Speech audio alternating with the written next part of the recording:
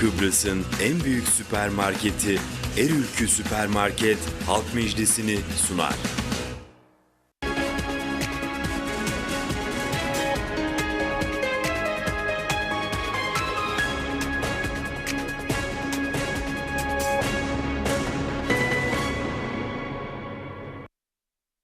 Merhaba. Evet, bir Halk Meclisi programında daha yine sizlerle birlikteyiz. Bugün Mor Menekşe'deyiz ve Mor Menekşe'deki spor kulübünde çok güzel bir katılımla programımızı bugün gerçekleştireceğiz. Tabii bu bölgenin kadın örgütleri de var tabii. Onlar da aramızda. Seviyoruz böyle hem erkekler hem kadınlar geldiği zaman daha da çeşitli oluyor program. Farklı konulara da değiniliyor. Bugün mikrofon sizlerde olacak, Mor Menekşe sakinlerinde olacak ve herkes dilediği konuyu gündeme getirmek, zaten amaç da bu. Bizler de bu platform ve gazetemiz aracılığıyla buradaki sıkıntıları, sorunları, düşüncelerinizi yetkili mercilere ulaştırma gayreti içerisindeyiz. Evet, hemen açılış konuşması için Sayın Reşat Akar'a verelim mikrofonu ve sonrasında da sizlerin konuşmasını istiyoruz. Hiç beklemeyin sonlarına doğru. Verelim mikrofonu. Dilediğiniz gibi konuşun. Sayın Akar, size verelim. Başlayın, buyurun. Evet, hoş geldiniz diyorum ben de. Güzel bir köyümüzdeyiz. Aynı zamanda gurur verici üretimin olduğu bir köydeyiz. Enginar üretiminin en fazla yaygın olduğu bir bölge olması nedeniyle de Mor Menekşe kültür açısından da son zamanlarda özellikle Aytu arkadaşımın söylediği gibi kadın örgütlerinin buradaki faaliyetleri açısından bunları yakinen izliyoruz. METTA kuruluşu olarak destek veriyoruz. Kuzey Kıbrıs Türk Cumhuriyeti'nin ihracatında narenciye bir zaman ön sıralardaydı. Ama şimdi enginar ihracatı da önemli bir yer tutuyor bildiğim kadarıyla. Çok faydalı olan bu ürünün halkımız tarafından da yeterince tüketilmesi gerektiğini düşünüyorum. O açıdan bizim için ayrı bir özelliği var Mor Menekşe'nin. Bu akşam üretim sorunlarını da konuşabiliriz. Su sıkıntısını da konuşabiliriz. Gençlerin işsizlik konusu varsa onları konuşabiliriz bu bölgede. Hepimizin yaşadığı üzücü olaylar var. Trafikte sıkıntılarımız var. Kazalar artarak devam ediyor. Bunun yanı sıra Kıbrıs sorunu var. Bittiydi, bitecekti. 2006 yılının sonu dediler. 2017'nin Şubat ayını da artık geride bıraktık. Buna rağmen Kıbrıs sorununda henüz çözüm konusunda bizleri umutlandıran bir gelişme de yok. O açıdan tüm konularda görüşleri burada tartışma imkanımız olacak. Ben tüm katılımcılara teşekkür ediyorum. Bizleri ekran başında izleyenlere de iyi akşamlar diliyorum. Evet, mikrofonu uzatacağız. Yani normalde belediye başkanları olurdu bu organizatör noktasında bize yardımcı olurlardı. Burada öyle bir şey söz konusu değil. O yüzden direkt sizlerle başlayabiliriz. Herhangi bir konuyla ilgili startı verelim. Tabii ben unuttum söyleyeyim. Hayvancılık da bu bölgede gelişmiştir. Hayvancılar Birliği Başkanımız Mustafa Naimoğulları da burada. Eski Bakanımız Sayın Kenan Akın. Yine eski iki Tarım Bakanı'nı buluşturmuş olduk burada. Çok teşekkür ederiz katıldığınız için. Ama vatandaşlardan başlayalım. Tamam. Tanıtın kendinizi, buyurun. Benim ismim Tuğçe Kirişoğlu. Ben Tuzla'da ikamet ediyorum. Aynı zamanda bu bölgede devamlı olarak faaliyetlerde bulunuyoruz. Kenan Bey'e ve Sayın Başkanıma hoş geldiniz diliyorum. Diyalog ekibine de aynı zamanda.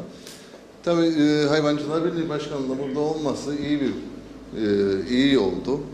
Çünkü bizim en büyük sorunlarımızdan bir tanesi köy içinde, Tuzla'dan bahsediyorum ben. Mandıraların köyün içinde olmasıdır. Şimdi devletimiz belediyeler ve kaymakamlıklar aracılığıyla hayvancılar için barınaklar yapılmıştır. Fakat köy içinde bulunan mandıralar bu barınaklara taşınamadı ve zorluklar yaşanıyor burada. Tabii sizlerin de bildiğiniz gibi çevrede oluşan kirli kokular ve sineklerden dolayı vatandaşımız rahatsız oluyor. Bizim acil olarak bunlardan bir çözüm yaratılması, yani bir iradenin ortaya konulması, Biraz mikrofonu yakın tutasın. bu iradenin ortaya konulması ve gerekirse hayvancılarımız için ayrılan bölgelere işte modernleştirilip hayvancılarımızın bir an önce taşınmasını rica edeceğiz. Benim söyleyeceklerim onlardan ibarettir. Söz verdiğiniz için teşekkür ederim. Sağ ol. Ver arka tarafa yanına. Biraz ayağa alırsak arka sıraları kamera çeksin sizi. Ayağa alabilirsek sizi. Buyurun. Ben de Tuzla'lıyım. Az önce arkadaşlarım mandıralar Yakın. Tuzla'da. Evet. Ben 30 senedir hükümete dilekçe yaptım, mandıralayım. Yok sit alanıymış, yok odu. 3 tane tarla satın aldım. Şimdi mandıramı yapman için, onunla da sit alan olduğu için mandıra yapılmadı. Ama hükümet çakıl ocaklarına yer buldu versin. Gazinolara yer buldu versin. Mavuşa'dan bizim topraklarımız içinden kömür yapsınlar, yer buldu versin de hayvancıya bulmazsa yer hükümetin işi. Biz çabalarımızla satın aldığımız tarlalara bile mandıra yapamıyoruz. Biz de isterik köyümüzden dışarı çıkalım ve yatırım yapalım. Ama şimdi köy için içinde kaldık, yatırım da yapamayız, kazanç da yapamayız. Ama ekmek paramız olduğu için uğraşmayız. Ama biz köylüden daha fazla isterik. Çıkalım dışarı. Evet. Ama imkan sağlanması lazım Ama size. hükümet bize yeri sayar, biz hazırlık çıkalım. Ama size saydım, kimlere bulduğu yerde verdi. Hep bizim topraklarımızın içinde. Evet. Bir de bu Kıbrıs konusu için söylüyorum. Ben bir dakika söylüyorum, bak kesinme. Önce o günkü 18 ay evvel anlaşmaya gittiler. İki taraf da kendine güvenmeleri için boş kağıda yazacaklardı. İki hükümet ortaklığı bunlardı. Kabul ederlerdi, altlarına dolduracaklardı. Evet. Kendilerine güvenmedikleri için Rum tarafı bunları konuştuk, onları konuştuk. Sonunda da hiçbir şey olmaz. Önce boş kağıdın üstüne iki kurucu devleti bunları yazacaklardı ve ondan sonra konuşma olsun. Şimdi böyle ki gider, hiçbirimizin güvencesi kalmadı. Umutlar gitti. Doğru. Benim söyleyeceklerim bu kadar. Peki, teşekkür ederim. Arka taraf bak.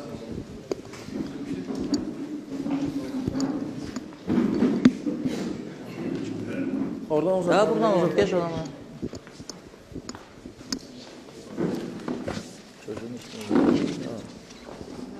Elden ele de gider. Elden ele olur. Elden ele de gider. Evet. İyi akşamlar, Buyurun, hoş pardon. geldiniz tüm köyler. Ben Atlılar Şehitler Köyü'ndenim. Belki de ilk daha duydunuz bu köylerin isimlerini. Benim iki sorunum var. Benim değil de köylülerimizin iki sorunu vardır. İlk sorunumuz 160 gündür çeşmelerimiz tıp demiyor. 160 gün sayılı. Ve medyaya ben defa mesaj attım. 160 gündür sularımız akmıyor. Gelen hattımızı da bize inek mandırasına Sayın Belediye Başkanımız lütfen bağlamıştır kendini. 2000 TL'ye bu suyu, bize gelen suyumuzu.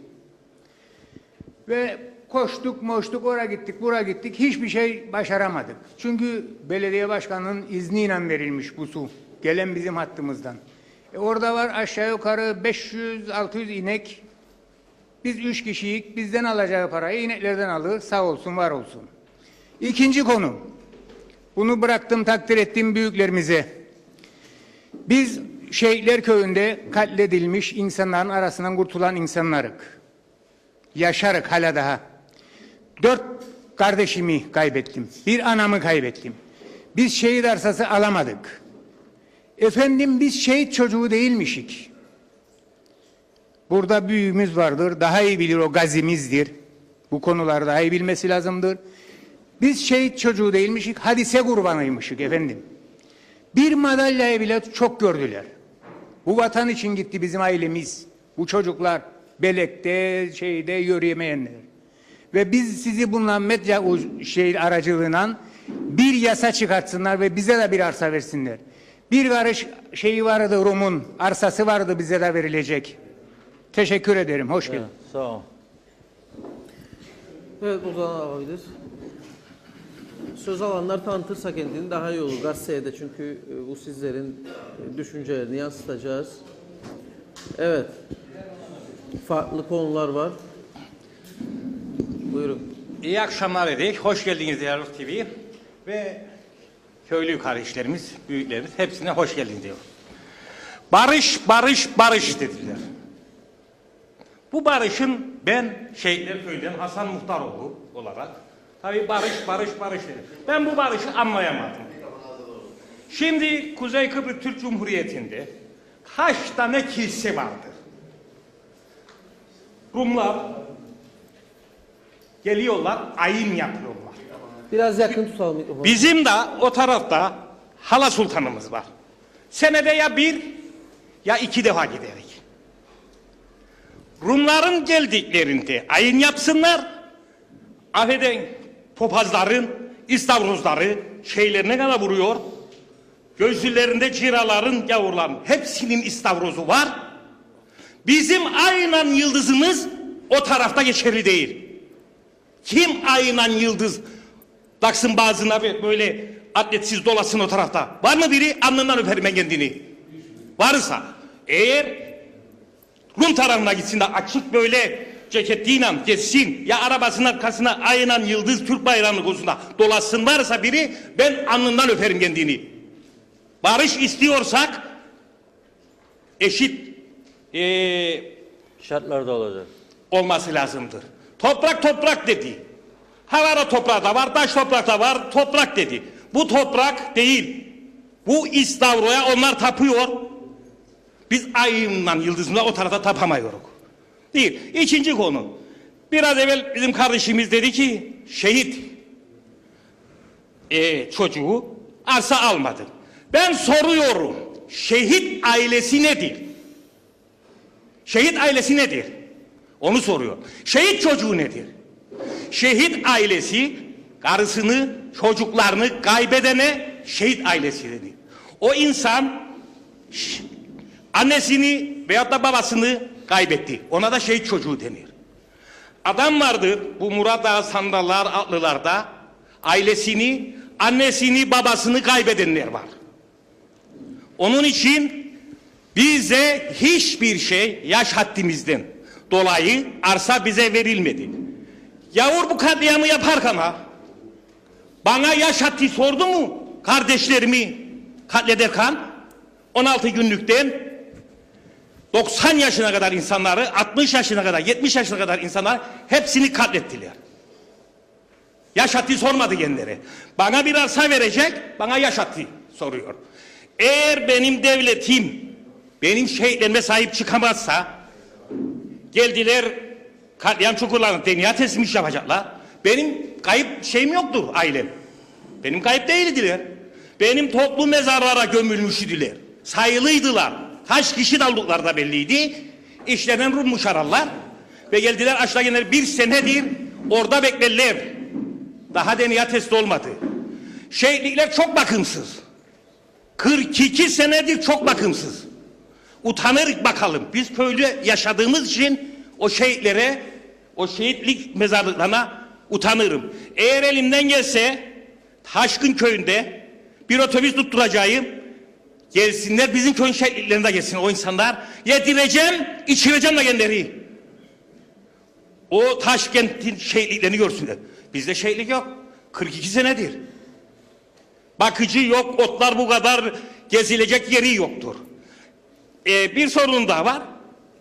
Bizim şehit çocuklarının torunları Küller arasında çıktı bunda. Arsa vermişler. Bana nereye arsa verdi? Kıracın üstüne. Yolu yok, suyu yok, altyapısı yok. O su yok, bu su yok. Böyle arsa dağıtımı olmaz. Arsa dağıtımını, arsa dersen verilecek, altyapısını yapacak. Kaçamal olursa diyelim, o şekilde dağıtacak. Bu belediyelikte kalkması lazımdır. Bence. Yani bu arsa dağıtımda. Altyapını yapacaksın, kaç paraya mal olursa gençlere öyle verecek.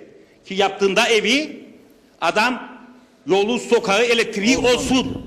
Teşekkür ederim. İyi akşamlar. Sağ ol, iyi akşamlar. Evet. Murat Ağatlılar, Sandallar bölgesi. Üreticileri yok mu? Üreticilerden masalarda ne güzel enginar var. Şimdi süremiz kısıtlı, onu söyleyeyim. 10'da bitirmemiz lazım. Sonlara kalıyoruz çoğu zaman. Sonra sıkışıyoruz. Hemen devam edelim programa. Yanındaki. Buyurun. İyi akşamlar. Murat Ağa'dan Ali Osman Can. Biliyorsunuz böyle programlar güzeldir. İnsanlar bir şekilde konuşarak boşalır. Doğru. Konuşarak boşalır diyorum. Çünkü sizin programlarınızı izliyorum Reşat Bey. Takdir ediyorum. Güzel programlar. Ama bu programlar sonucunda ders alınması değil, var olan sorunların aslında hükümetler tarafından masaya yatırılarak çözümlenmesi gerekir diye düşünüyorum. Şimdi Kıbrıs sorunu bizim içinde doğduğumuz ve kendimizi bu sorunun içinde bulduğumuz bir sorundur. Ben Murat Ağa gibi bir köyde doğmuş ve her tarafı Rum'la çevrilmiş bir köyde yaşamış bir kişiyim. Her türlü acıyı, her Kıbrıs Türk'ü gibi ben de yaşamışımdır. Benim de şehidim vardır. Yalnız ben bu yönde bir ajitasyon çekecek değilim. Ben şunu söylüyorum Reşat Bey. Bu adada bir sorun vardır. Adı da Kıbrıs sorunudur. Masa devrilsin, devrilmesin, tumba olsun, masaya gitmeyelim, kaçalım. Kaçalım yerimiz yoktur. Bizim gidecek hiçbir başka bir vatanımız yoktur. O nedenle Kıbrıs'ta bir sorun varsa bunu çözmekte Rumlarla Türklerin karşılıklı birlikte çözmesi gerekir. Şimdi birisi EOK'yı derslerine koymuş, birisi ilkokullara koymuş, müfredatına koymuş. Peki ama ben Rum halkını da izliyorum. Rum radyolarını da dinliyorum. Onlar da diyor ki, görüyor musunuz siz Türkleri? Yarın dönüşümlü başkanlık olacak ve bu dönüşümlü başkanlıkta Türk lider bizim ilkokul veya okul müfredatlarımıza da karışacak. Onlar da bu sancıyı yaşar. Yani Kıbrıslı Türkler ve Kıbrıslı Rumlar karşılıklı kabul edebilir. Bu vatanı ortak bir vatan olduğunu kabullenerek bu sorunu çözmek zorundadır. Neden?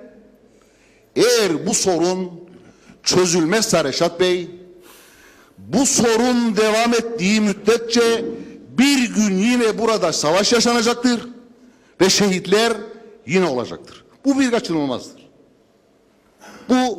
Herkes bunu böyle bilsin. Bunu geçiyorum. Ben tarım ve hayvancılığıyla uğraşıyorum.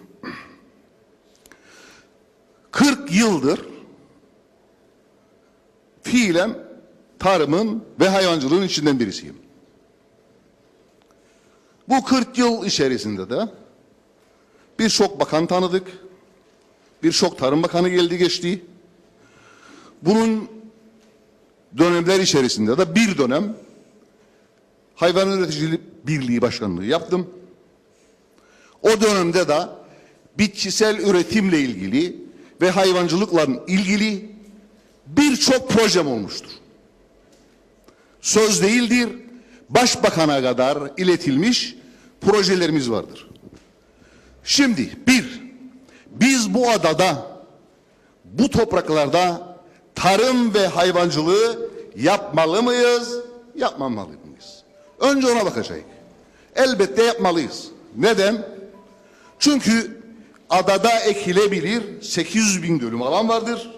Kuzey Kıbrıs Türk Cumhuriyeti'nde.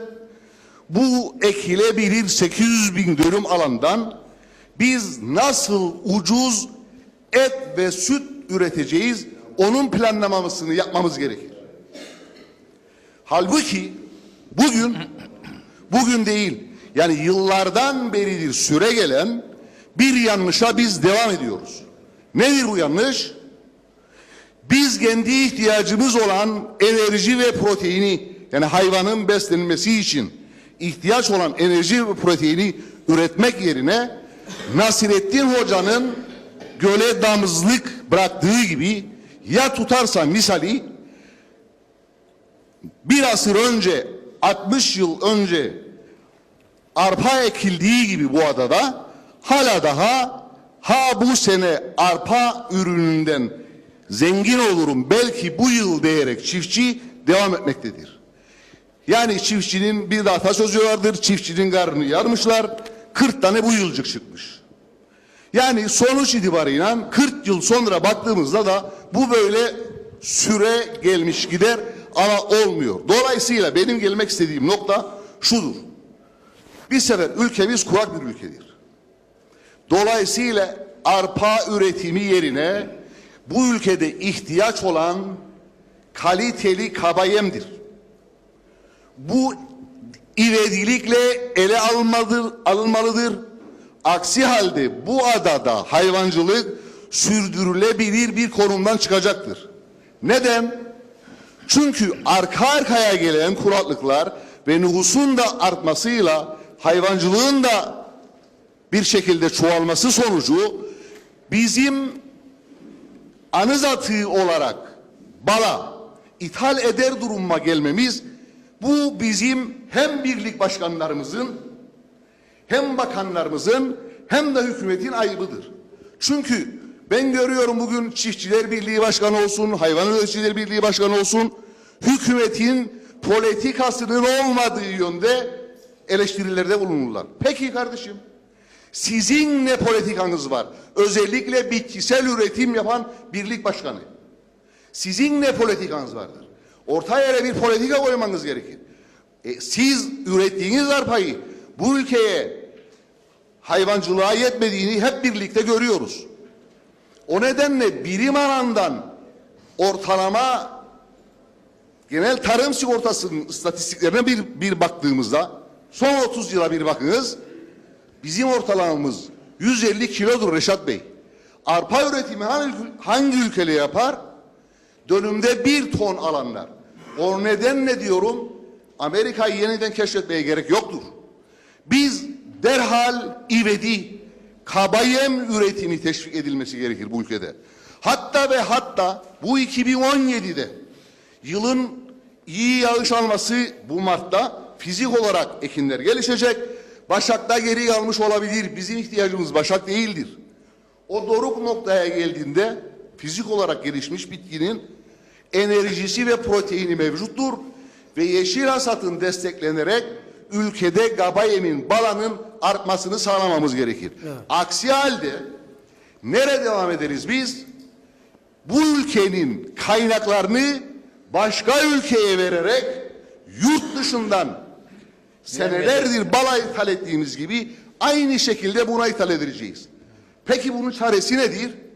Bunun çaresi sen kendi insanına ver be kardeşim desteği, kendi çiftçine ver desteği ki bu ülkede kalsın bu para. Ya da ne oluyor? Üretici kendi hayvanına proteini tamamlayabilmesi için taneli yem olarak ithal edilen tüccarların ithal ettiği ayçiçek, soya, mısır gibi ürünlere habire boşuna para diyoruz. O nedenle biz bu ülkede doğru tarım yapmıyoruz. Bu tarımda derhal çok ivedi acil revizyon yapılması gerekir. Evet. Ben sizin aracılığınızla bütün Tarım Bakanlarının da olacağı, üreticilerin de olacağı bir konferans düzenlenmesini isterim. Bunu talep ediyorum. Kendim için değil. Benim yaşım 60'ı geçmiştir. Bundan sonra gelecek nesiller için bu topraklara tırnaklarını geçirebilmeleri ve bizim kendi öz kaynaklarımızın yurt dışına gitmemesi için teşekkür ederim beni dinlediğiniz için. Bir de şunu söyleyeyim, ben Atlılar, Murada, Sandallar bizim için yani çok önemli köylerimizdir. Burada bir tarih vardır, şehitler vardır. Bu susuzluk sorununun ortadan kalkması için biz elimizden geleni yapacağız. Hükümetler kim olursa olsun bu su bu köylere gelinceye kadar şunun sözünü ben veriyorum, bizden çok çekecekleri var. Hiç durmadan bu konuyu gündeme getireceğiz, takipçisi olacağız. Nitekim diğer başka köylerde de böyle aynı özellikleri taşımasa bile, mesela geçen hafta Aydınköy'deydik. Bir Narenciye bölgesi. Geçikköy Barajı'ndan Aydınköy'e 7 kilometrelik mesafeye su boruları taşınmadığı için, götürülmediği için bu insanlar hala da o kaliteli suyu kullanamıyor. Tuzlu suyla narenciye üretmeye çalışıyorlar. Olmuyor işte, kalitesiz ürün çıkıyor, tarlada kalıyor, kuruyor. Ama ne yazık ki hükümetler bunları görmüyor, duymuyor, ilgilenmiyor. Üretici diyor ki bize teşvik vermeyiniz, hiç olmazsa bu boruları bağlayın, buna da razıyız, teşvikleri durdurun, o parayı buraya harcayın.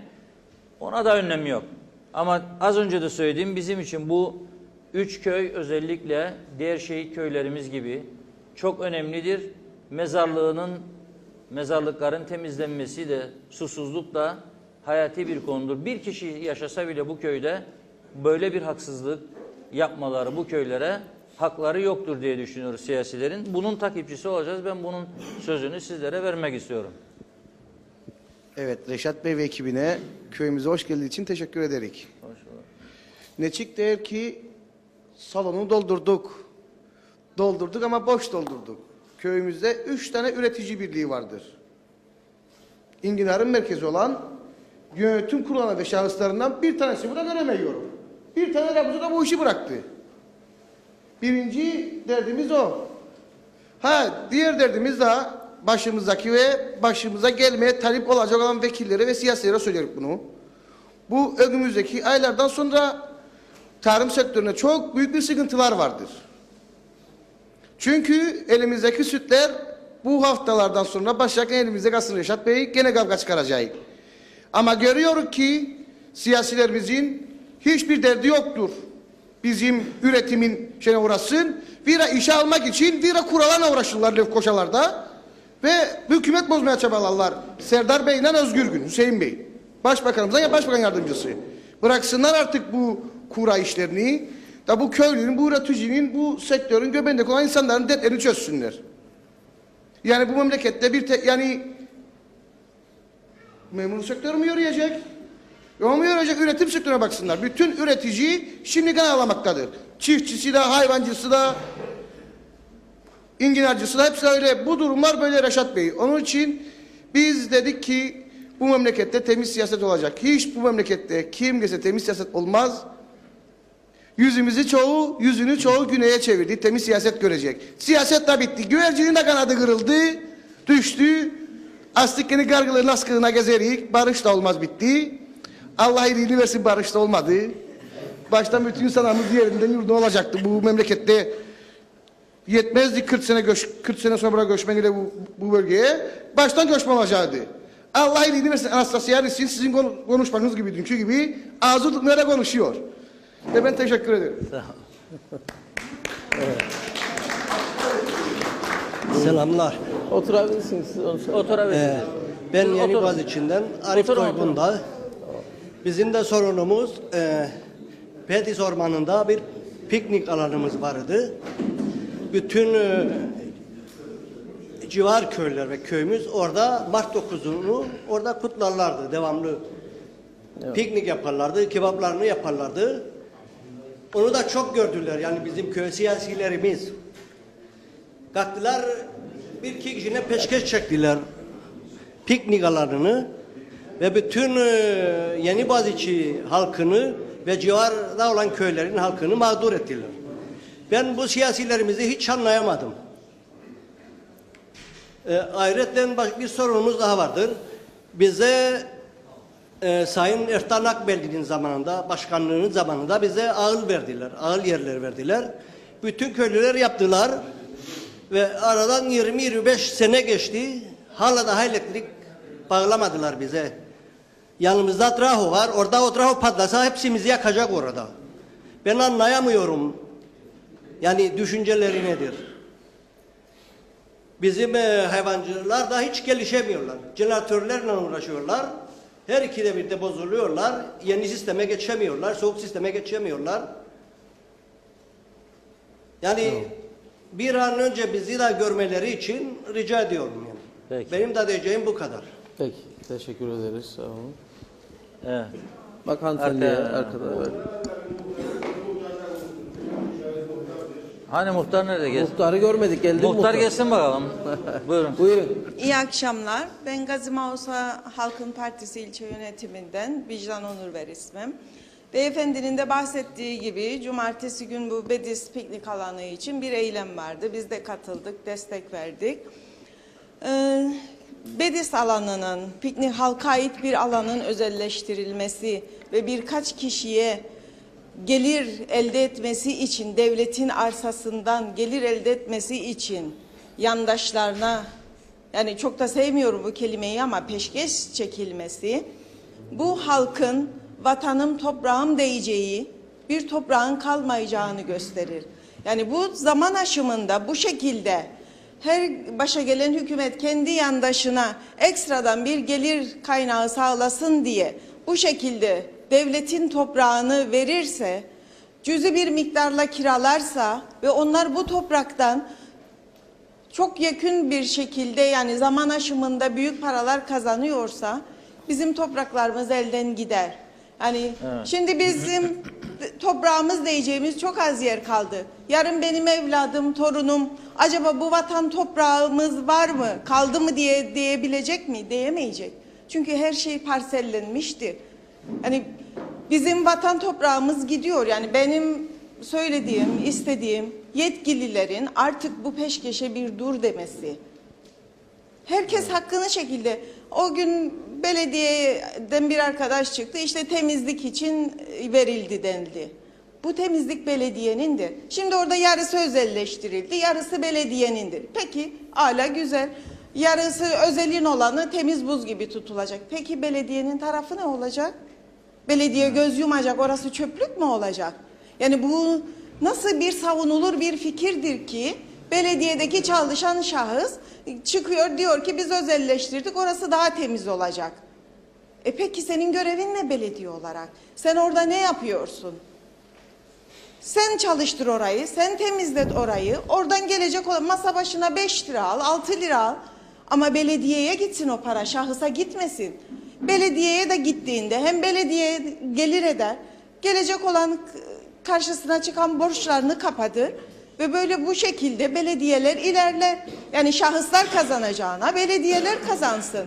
Yani bunu bu kadar düşünemeyecek mantıkta mıdır bizim hükümetimiz? Zaten neyi düşündüler diye onu da sormak lazım, sorgulamak lazım. Zaten ortadadır neyi düşünüp düşünmedikleri. Ama artık buna bir dur demek lazım. Bu peşkeşe dur demek lazım. Bu vericiliğe, bu yok ediciliğe dur demek lazım. Çünkü bu vatan bizim. Doğru. Hani gerçekten toprağımıza sahip çıkmamız lazım. Ve inşallah bu yaptığımız eylem, sesimiz, gerekli mesaj, gerekli yerlere gider. Ve bu durdurulur ve burası halka geri verilir ve belediyeler de lütfen bu tür yerlere sahip çıksın. Savunmasınlar özelleştirilsin diye. Yani burada da belediyelerin suçu var. Sen belediye olarak çıkıyorsan ve savunuyorsan özelleştirilmesini, benim söyleyecek bir lafım yoktu. Yani hükümetler, belediyeler lütfen toprağımıza sahip çıkalım. Halkımız çıkıyor. Siz baştakiler sahip çıkarsanız halk da arkasından destekler. Teşekkür ederim. Peki sağ olun.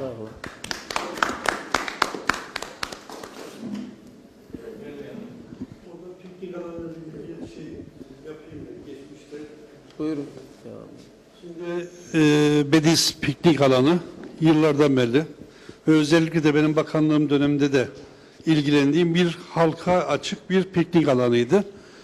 Bu eleştirileri getirirken halkımız acaba o piknik alanını insanca kullanma bilincine sahip mi? Özellikle bakanlık döneminde yıllardan beri aynı sistemdedir. Orada bir büfe vardır. Bir vatandaşımız orman dairesinden kiralayarak küçük bir alanı da işletimine alınmıştır. Özellikle 96-98 döneminde tuvalet yoktu. Tuvaleti yaptıran kişiyim. Cumartesi pazardan sonra değil Yeniboğaziçi Belediyesi, bütün belediyeler toplansa oradaki pisliği, piknik yapan insanlarımızın yemiş içmiş olduğu ve artıklarını atmaya gücü yetmiyor. Bu konuda da tepki koyarsak zannedersem piknik alanı hepimizin ortak kullanım alanıdır. Ama yediğini içtiğini poşette getiriyorsun. Artığını nedir? Aynı poşete alıp da götürmüyorsun. Tel örgü yaptık. Halk kullanıyor diyoruz. Tel örgü yaptık. Kimse arabayla içeri girmesin diye. Ama yine belediye değil. Oradaki çalışan kişi de değil. Halkın dediğimiz, halk dediğimiz kişi o tel örgüleri kırarak diğerlerinin kebap yaparken, yeme içme yaparken ailesiyle arabasının egzozuyla boğma bilinçsizliğine de yaptı. Bunları da bu tepkiyi koyarsak. Çünkü dün orada başka bir işletmeci vardı. Orman dairesinin zannedersem ya ihalesiyle veyahut da bir ihale var mı yok mu tam iddialı değilim. Uygun gördüğü bir kişiye kiralamıştır. Belirli bir bölümü. Ama diğer tarafta da belediyenin temizleme alanı da halkımızın kullanacağı yerde. Geçmişte tahtadan masa yapıyordum. 2 günde kömür oluyordu. Betondan yaptım. Beton masaları kırdık biz. Yani bakanlık geçmişte bu hizmeti verdi insanımıza. Beton mangal yaptık. Mangal kırıldı. Beton mangalı kırdılar. Halkımız, orayı kullanan bilinçli insanlar da var. Tabii bütün hepsini de suçlamıyorum. Ama o güzelim yerleri aynı sıkıntı Alev Kayası'nda da var. Alev Kayası'nda ben 70 tane masa yaptım. Bugün gitsek belki 30 tane masa yok. İnsanlarımız tarafından kırılmaktadır. Katledilmektedir. Bu konularda da tepkimizi koyarsak zannedersem doğru yola girmiş oluruz. Hani her şeyi belediyeden veya bakanlıktan beklemenin Denetleme yapacaklar ama belediye yani biri tamam da insanımız da yapsın. Şimdi bakın bir zaman yiyecek içecek oradan pisliğini bırakın. Sayın Bakan bir ara Lefkoşa'nın en işlek caddesine koydular. Telefon kulübesi koydular 2 tane.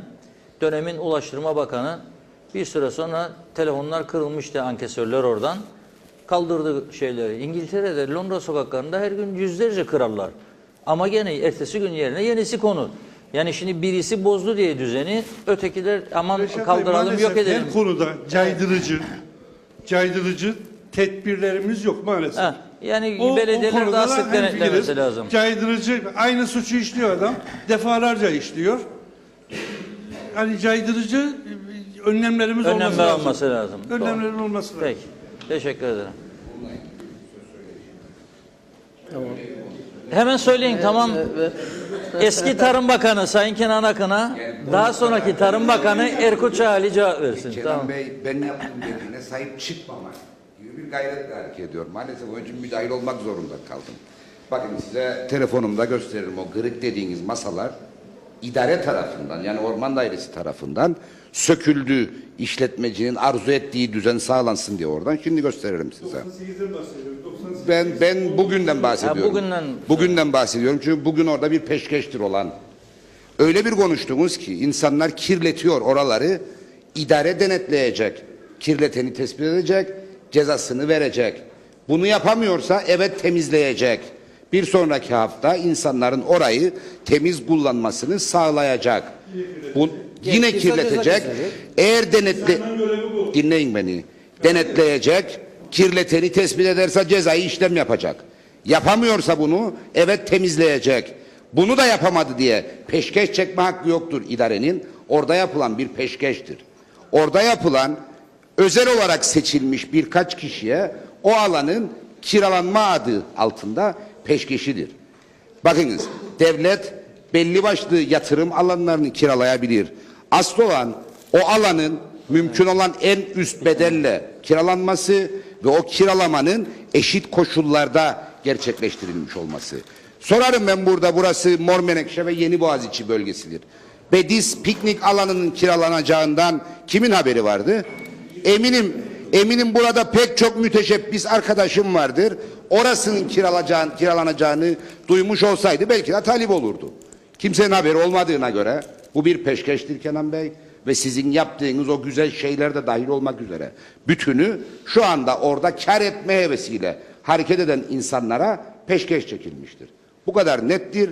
Halkın tepkisi de bunadır ve altını çizerek söylüyorum. Sizin partinizin altına imza attığı Türkiye KKTC ekonomik protokolünün içerisinde bu tür alanların hangi koşullarda kiralanabileceğiyle ilgili bir mevzuat yapılacağı taahhüdü vardı. Ekim 2016'da bu mevzuat hazırlanmış olmalıydı. Bu mevzuat hazırlanmadı. Dolayısıyla devlete ait alanlarda turistik alan olabilir, sanayi alanı olabilir. Ne gibi koşullarda tahsislerin yapılacağı düzenlenmiş olmalıydı. Düzenlenmediyse ve orası kiralandıysa bu yöntemle bu bir peşkeştir. Partinize mensup bir milletvekili bu kapıyı araladı. Şu anda bağımsız milletvekilidir. Yine partinize mensup bir bakan şu anki durumu yarattı. Dolayısıyla bunu net olarak izah etmek lazım. Evet, yurttaşın kullandığı kamu alanlarını kirletmeme gibi bir ödevi vardır. Ancak idarelerin de kurallara, yasalara aykırı hareket edenlerle ilgili işlem yapma zorunluluğu vardır.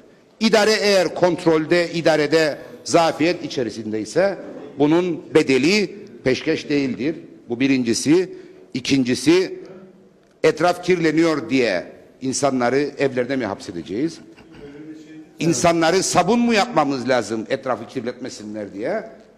Dolayısıyla bunu net olarak ifade etmek lazım. Aksi takdirde bakınız ne diyorum, bir de altını çizerek söylüyorum, tane tane söylüyorum. Kirleteni tespit etmek idarenin görevidir. Tespit ettiğine cezai işlem yapmak gibi bir yükümlülüğü vardır. Bunu yapamıyorsa temizleyecek. Temizleyemediği alanı peşkeş çekmek gibi bir hakkı yoktur. Ne belediyenin ne bakanlığın. Bu kadar nettir söylediğim. Burada söylemeye çalıştım. Bilinçli bilinçsiz kullanana da tepkisini koysun. Hep beraber Bakınız, idaredir. Bu ilişkileri düzenleyecek olan idaredir. Yurttaş kendi arasında çözüm bulmaya kalkışırsa bunun adı anarşi olur, terör olur. Dolayısıyla kamu kurumları bunları düzenleyecek. Bu kadar nettir durum. 94-95'te aynı teknik alanını Alın mikrofonu alın. Mikrofon burada. bilmiyorsun galiba o zaman. Al mikrofonu. Al Kenan Bey. Ferdi Sabit Bey'in döneminde Kenan Bey, oraya betonarme yapıldığını unuttun veya da bilmiyorsun.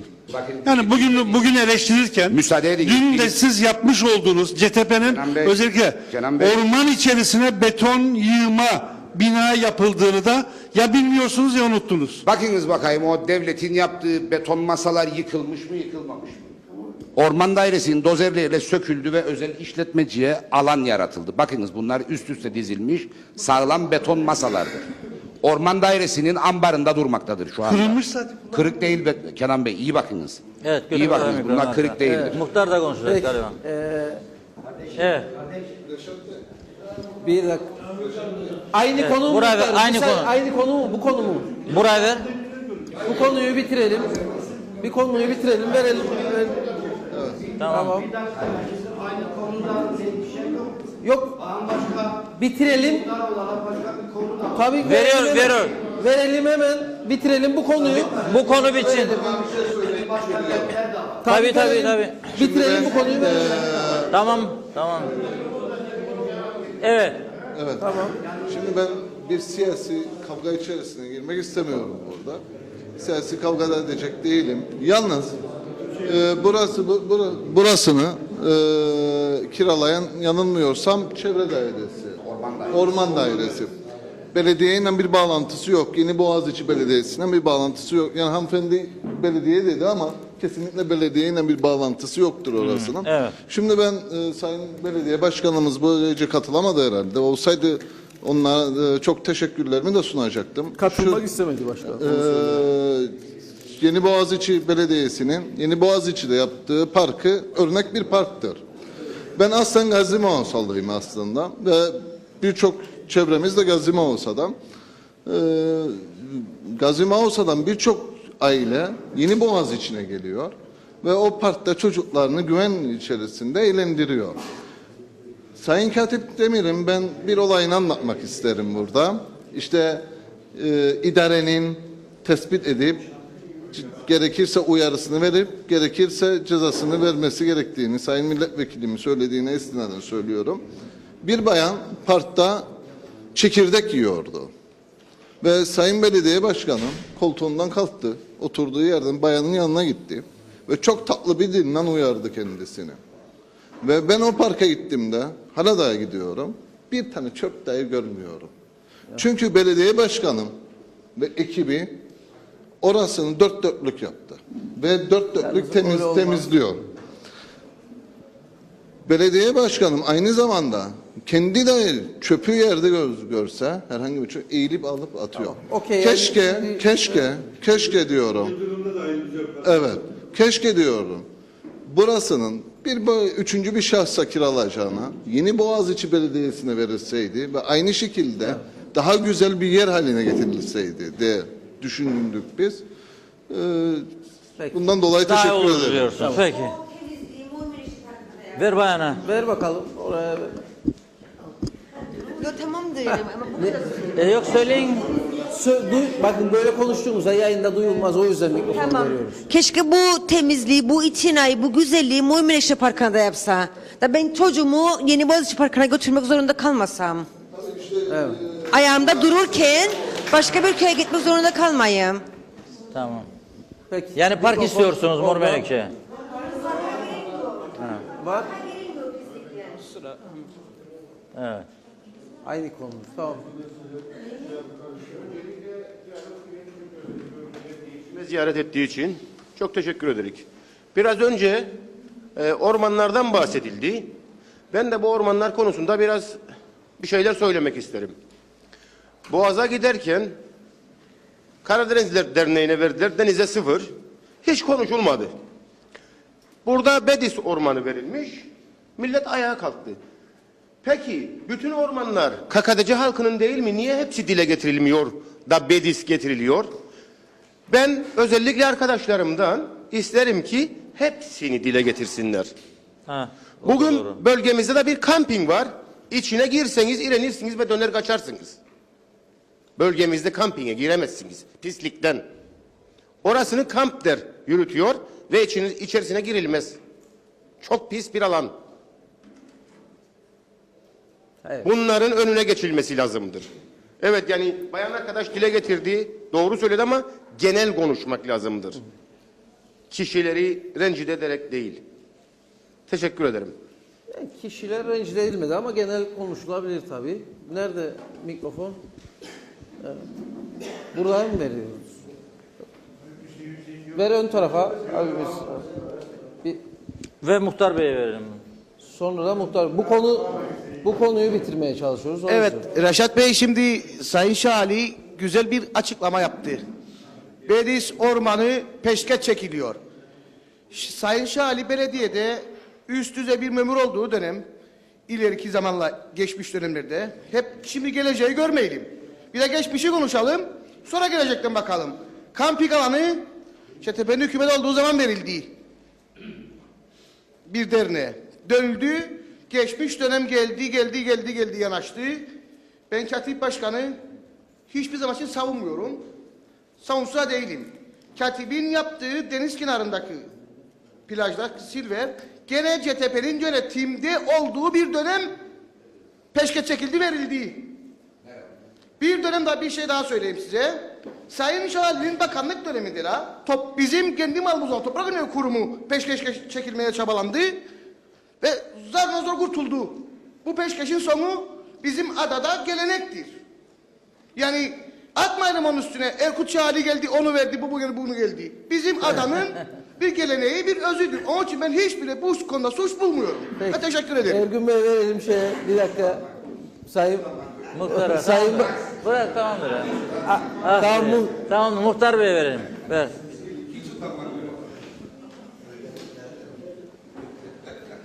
Vay senin vay. Televizyonla Sayın Muhtarım Mormine geldiği için çok çok teşekkür ediyorum. Konuşmayayım bugün dedim, biraz rahatsızım ama yine dayanamadım. Şöyle ki daha çok önemli şeyler var. Bu arsalar üzerinde keşke dağılmasaydı. Size yemin ediyorum pişman oldum. Sebebini siz daha iyi biliyorsunuz. Ben devamlı sizin kanalıyla konuştuk. Bizim 78 tane arsamız hala daha çöplük, Sayın Vekilimin de haberi var, bilgisindedir. Hala daha hiçbir şey yapılmadı. Sağ olsun belediyemiz biraz yardımcı oluyor, toprak taşıyor ama topraktan bitmiyor. Ben İçişleri Bakanı'na gittim, yüz yüze de gelebilirik. Bunu sizin kanalla ve diyalog gazetelerde de çıktı, söyledim. Dedim biz eylem yapacağız. 3-4 tane ev oldu orada ve hiçbir şekilde eve ulaşamıyor. Bütün gün onun arabasını gidip çekip Batı köylülerin çoğu şahittir. Gençlerimiz ev yapacak, kesinlikle başlayamıyor ve kendi köyünde kirada oturuyorlar. Ve bize dediler ki Mart ayına kadar söz bitecek. Mart ayı geldi, hiçbir şey yok. Bir. İkincisi, ben aynı zamanda da burada spor kulübünün başkanlığını yapıyor. Nitekim ki biliyorsunuz kulüplerin ne kötü olduğu halde biz 3 aydan belli bir 16-17 yaşındaki çocuğumuzu ameliyat ettiremiyoruz ve dalga geçiriyor.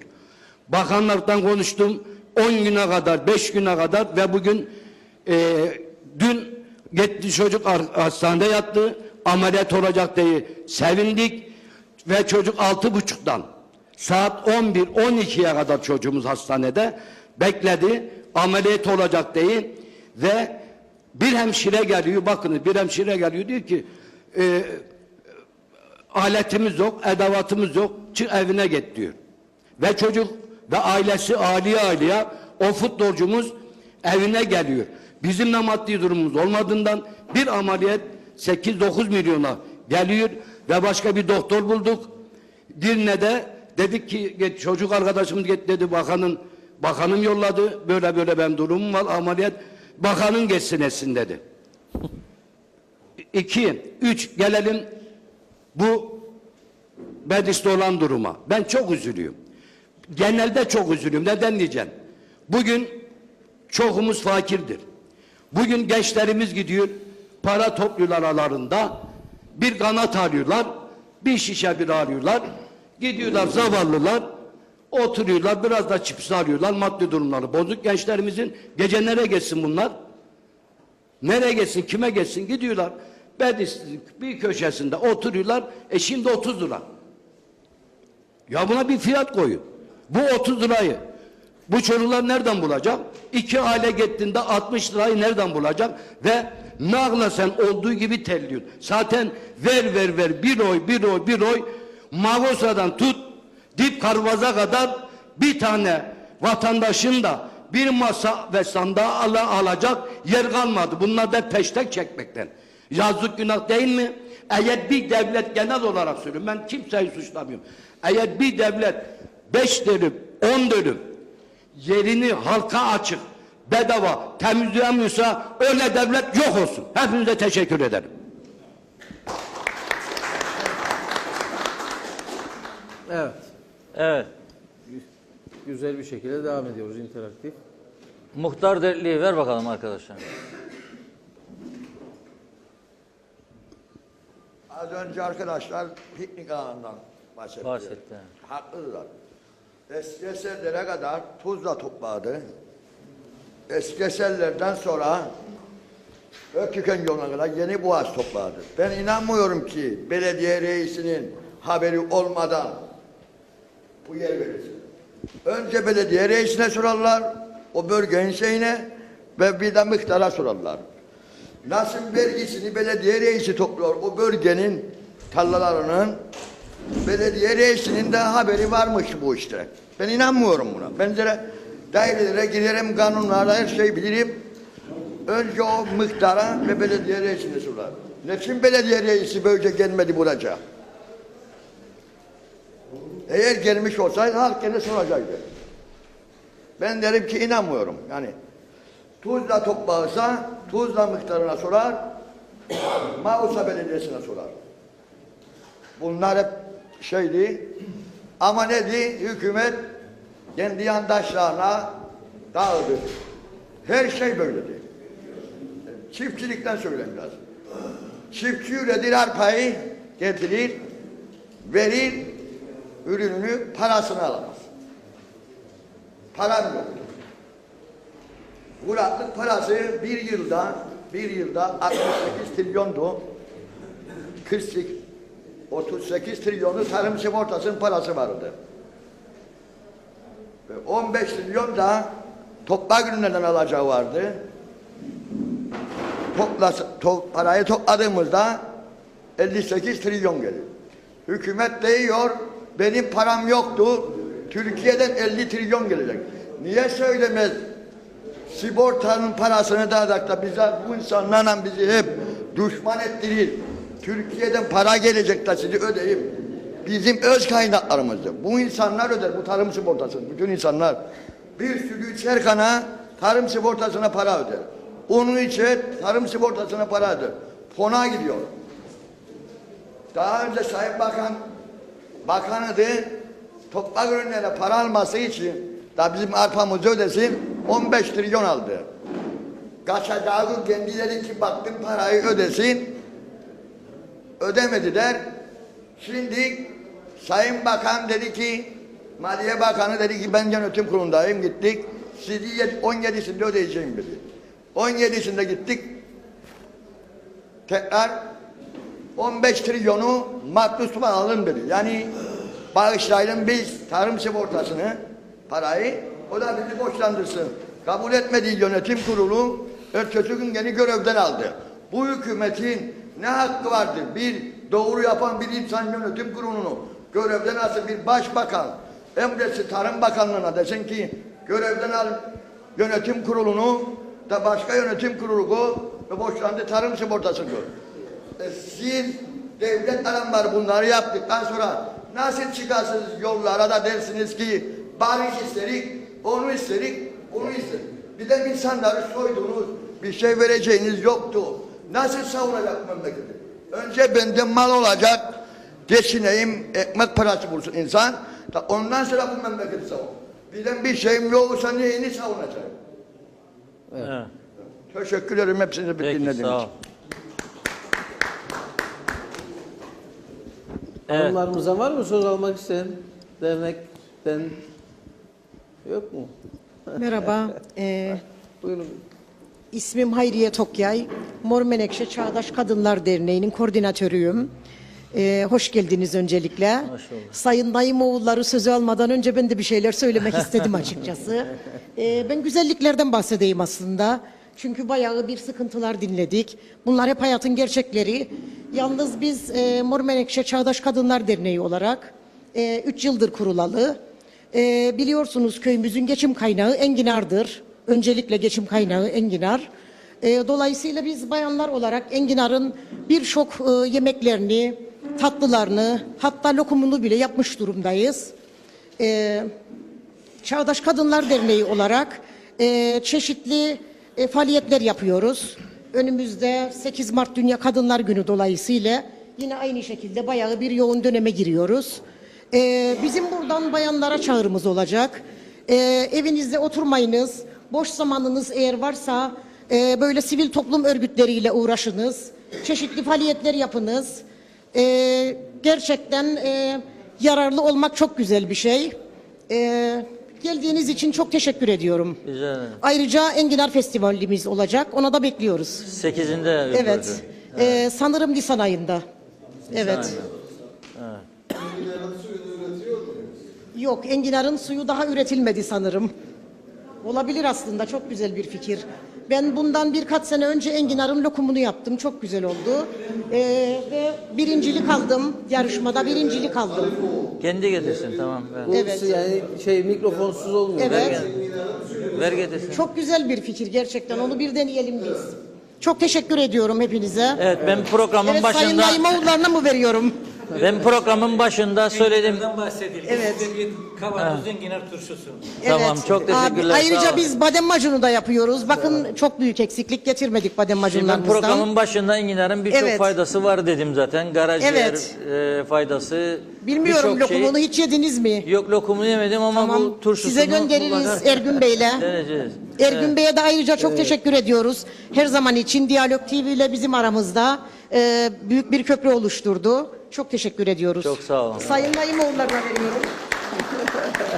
Aslında ben konuşmasam ne olur? Sizin konuşmanız bize daha da mutluluk verir.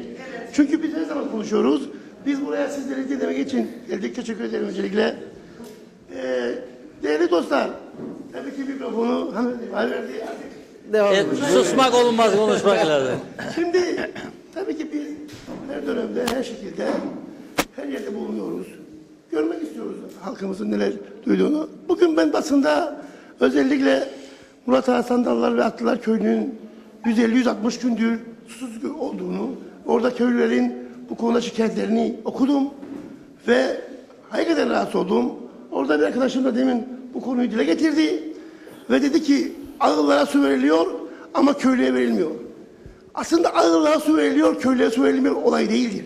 Öncelik köylülerindir. Siz belediyeler olarak köylülerin sorununu çözemiyorsunuz ve burada hayvancıyla köylüyü karşı karşıya getiriyorsunuz.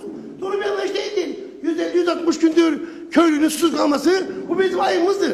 Bu memlekette her zaman şunu ortaya koyuyorum. Çifte standart olduğu sürece her zaman biz bu kavgaları yaparız. Ne olursa olsun hangi siyasi gelirse gelsin halkın arasına çifte standart sokulmaktadır. Siz bütün toplumu siyasi görüşüne göre sınıflandırmayacaksınız. Bu bendendir, o ondandır dediğiniz sürece işte bu feşkeşler de bunun yanında her türlü eleştiriler de size gelecektir. Siz eğer bu toplumda, bu toplumun eğer bir milletvekiliyseniz, bir bakanıysanız, başbakanıysanız toplumu kucaklayacaksınız, halkı kucaklayacaksınız. Herkese eşit mesafede olacaksınız. Belediyeci de aynı değil. Siz belediye başkanıysanız, muhtarsanız bunu yapmak zorundasınız. Bunu yapmadığınız sürece köylünün, memleketin, bu küçük memleketin her noktasına, her köşesine aynı hizmeti vermezseniz bu doğru bir anlayış değildir. Günün sonunda kırsalda yaşayan insanlar acı çeker, köyünde yaşayan ve insanlar acı çeker. Şehitlik noktasında, şehit köylerinde şehitlik abideleri temizleniyor ama biz belediyecilik yapıyoruz. Öncelikle bu noktalar yani ziyaret edilmediği için ve her gün buralara gidilmediği için buraları niye temizlemiyorsunuz? Bu belediyeci anlayışı değildir. Demin arkadaşım Tuzla köyünde oturduğu için özellikle mandıralar konusunda şikayette bulundu. Haklıdır. Tamamen haklıdır. Çünkü biz hayvancılık yaparken halkın özgürlüğünü kısıtlamayacağız. Hayvancılık yaparken belediyeler olarak bir yer göstereceksiniz ve bu yerlere bu ağları mandıra bölgelerine çıkaracaksınız. Birçok belediye bunu başarmıştır. Mandıra bölgelerine asfalt dahi dökmüştür bazı belediyeler. Ama bazı belediyeler bunu umursamıyor. Özellikle Tuzla. Tuzla'nın her yeri şimdi değer etti. Tuzla'nın her yeri değer ettiği için belediye olarak şimdi yer göstermek imkanı zor olmaktadır belki ama bir ağır yer göstereceksiniz. Bugün ülkede meracılık kalmamıştır. Mera kalmamıştır. Demin arkada olan bir arkadaşımız onu ifade etti. Dedi ki dağı taşı arpa ektik. Doğrudur. Yanlıştır ama bu. Bu olay yanlış bir olaydır. Yıllardır dile getiriyorum. Her Tarım Bakanı'na söylüyorum. Siz bu ülkede kuru tarıma destek vermeyiniz dedim. Ama biz kuru tarımı destekleyerek bugün girdi maliyetlerini yükseliyoruz. 32 TL dönümüne kuru tarıma destek veriyoruz. 40 TL'de yem bitkisine veriyoruz. Sayın Şahin'e de bunu söyledim. Daha önce Sayın Zorlu'yla konuştum. Şimdi söylüyorum. Yem bitkisine destek vereceksiniz. 3 yılın 2 yılı kuraktır. 8 TL'ye siz alakafarla yem bitkisi yapmazsınız. Ama yine de hayvancımız ülkedeki 800 bin dönüm arazinin 350 bin dönümünü yem bitkisi iyisi yapmaktadır. Neden? Çünkü azıcık biz akıllandık. Biz doğruyu görüyoruz. Elimizden geldiği kadar bunu çözmek için de uğraş veriyoruz. O yüzden doğru alanda bu ülkede su da geldi. Şimdi özellikle yılda biz 200 milyon TL ülkeye yem katkı maddesi getirmek için uğraş veriyoruz. Nedir bunlar? Kaba otundan tutunuz, soya, ayçiçek, mısır. Biz bu ülkede mısır ekebiliriz. Bu suyla. Biz bu ülkede ayçiçeğini yetiştiremezsek soya yetiştirebiliriz. Biz bu ülkede bu gelen suyla tarımı planlayarak bazı bölgelerdeki toprak yapısına bakarak bu ülkede ciddi maliyetlerini düşürürüz ve paramızı dış ülkelere vermeyiz. Bu bir plan işidir. Bu bir öğretidir. Bu eğitimdir. Bu anlayıştır. Bunu yapmak gerekir. Bunu yapmadığınız sürece biz bu ülkede her gün kavga ederiz, her gün dövüşürüz. O yüzden bizim derdimiz kavga etmek değildir. Talep ediyoruz, öğretiyoruz, anlatıyoruz, yardımcı oluyoruz ama bu çifte standart bu ülkede halkı birbirine düşürmeye devam ediyor. Siyasi anlayış vazgeçin artık. İnsanları kucaklayalım, toplumu kucaklayalım. Enginarımız vardır, bakınız ne güzel enginar üretiyoruz. Biz bu ülkede süt ürünlerini bir numara ihracat notasına getirdik. Birinci ihracat kalemimiz süt ürünleridir. İkincisi narenciyedir. Belki de üçüncüsü enginardır, patatestir. Biz buna mutluluk diyoruz ama ne kadar değer veriyoruz, ne kadar önemsiyoruz, ne kadar işimize geldiği kadar önemsiyoruz. O yüzden değerli dostlar, biz bu programlarda daha fazla sizlerin konuşup sizleri dinliyoruz ki biz de kendimizden yanlışı varsa bu yanlışlarda doğruyu bulabilelim, daha iyi noktalara getirebilelim için uğraşıyoruz. Ben teşekkür ediyorum. Hepinize sağ olasınız. Bravo Mustafa Bey. Evet. Coşkulu bir konuşma her haftaki gibi. Mustafa Bey size heyecanı verdi şimdi.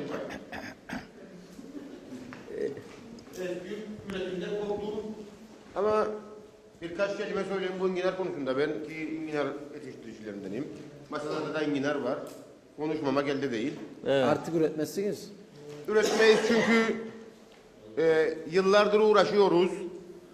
Genel tarım sigortası fonuna enginarı koyamadık. Bu yüzden de bu yıl çok zararlarımız vardır. Selim arkadaşım da buradadır, dışarıdadır da. 1980'den beri don olayından alacaklarım var. Benim de onun da herkesin de. Ödenmedik. Yani bu konuda enginar konusunda devlete güvenmiyorum. Geçmiş yıllarda da oldu, hiç müracaat etmedik, etmeyik de artık. Çünkü ödenemeyeceğimiz parayı niye isteyelim? 1980'den durur. Tabii. Faizini alsanız. Ayrı. Bunları Tarım Bakanları burada bilmesi lazımdır. O dönemlerden. Selim arkadaşım herhalde dışarıdadır. Koyu sohbete daldı. O bu konuyu daha iyi bilir. Ve enginar konusuna gelecek olursak saçının teli kadar devletin faydası yoktur bizim. Hükümetin. Saçının teli kadar destek vermiyor enginara. Başka alanlarda ihracata teşvik primi verir, ona vermiyor. Yani kısacası bu ülkeye 8 trilyon 10 trilyon para geliyor yılda ama üretici günden güne bu işten kopmaktadır. Ve biz bunun festivalinde yapıyoruz. Bu enginarın. Çünkü bu köyün simgesidir. Evet. Enginar. O yüzden yani hükümete burada çağrı yaparım.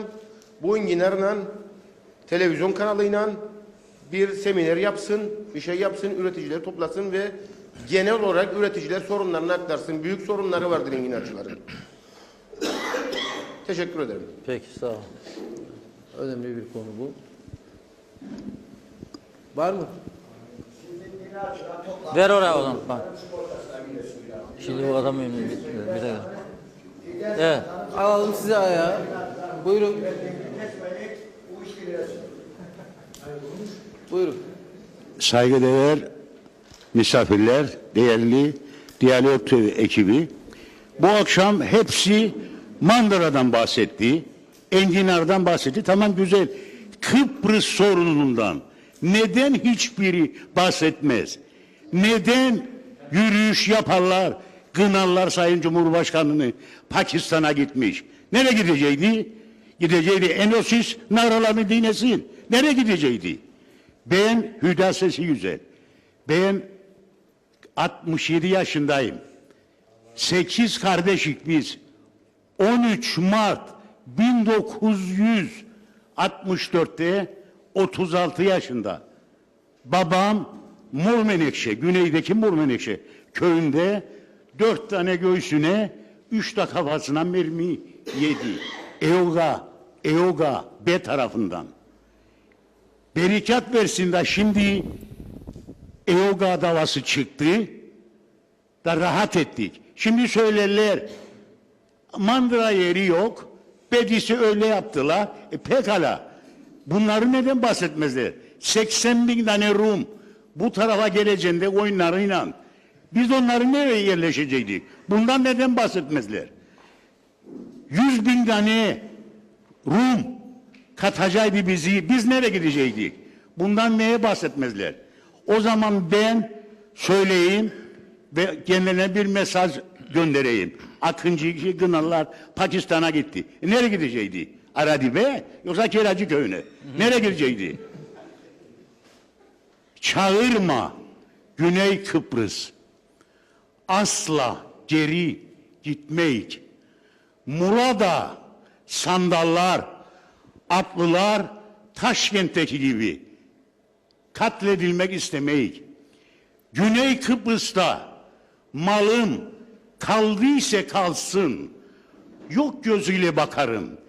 Kuzey Kıbrıs Türk Cumhuriyeti'nde hürüm ve hür yaşarım. Yoktur artık yollarda ne EOGA, ne polis, ne barikat. Gece gündüz dolaşırım her yanım korkusuz, hür ve rahat. 20 sene korku, terör, matem vardı her evde. Bu sürede kaybolan yüzlerce Türk nerede? Bu yapılanları güneyde hiçbiri unutmadı. Unuttu ama şımardı, hiç merhamet etmedi. Türk düşmanlığı hırsından gölgelendi akıl, duygu, merhamet, hiç ummazdı anasla deyadiz. Bir gün gelip dönecek bu tekerlek. Şimdi sulh meleği kesildin. Enosis naralarıyla çağırıyorsun. Dersin geliniz eskisi gibi beraber yaşamaya. Bence kargalar bile güler bu dönüşen olaya. Yaşamak isteseydin ne bozdun anlaşmayı? Bak görüşmelere gel, çözün bu muammayı. Vazgeç, boşuna çağırma. Size kimseler kanmaz. Kuzey Kıbrıs Türk Cumhuriyeti'ni halkına yapılanlar katliyen unutulmaz. Yaşamak bu demektir. Başkası bilmem ne der. Bir asır ömürlüğe 5 dakika hürriyet bedel. Teşekkür ederim. Ya.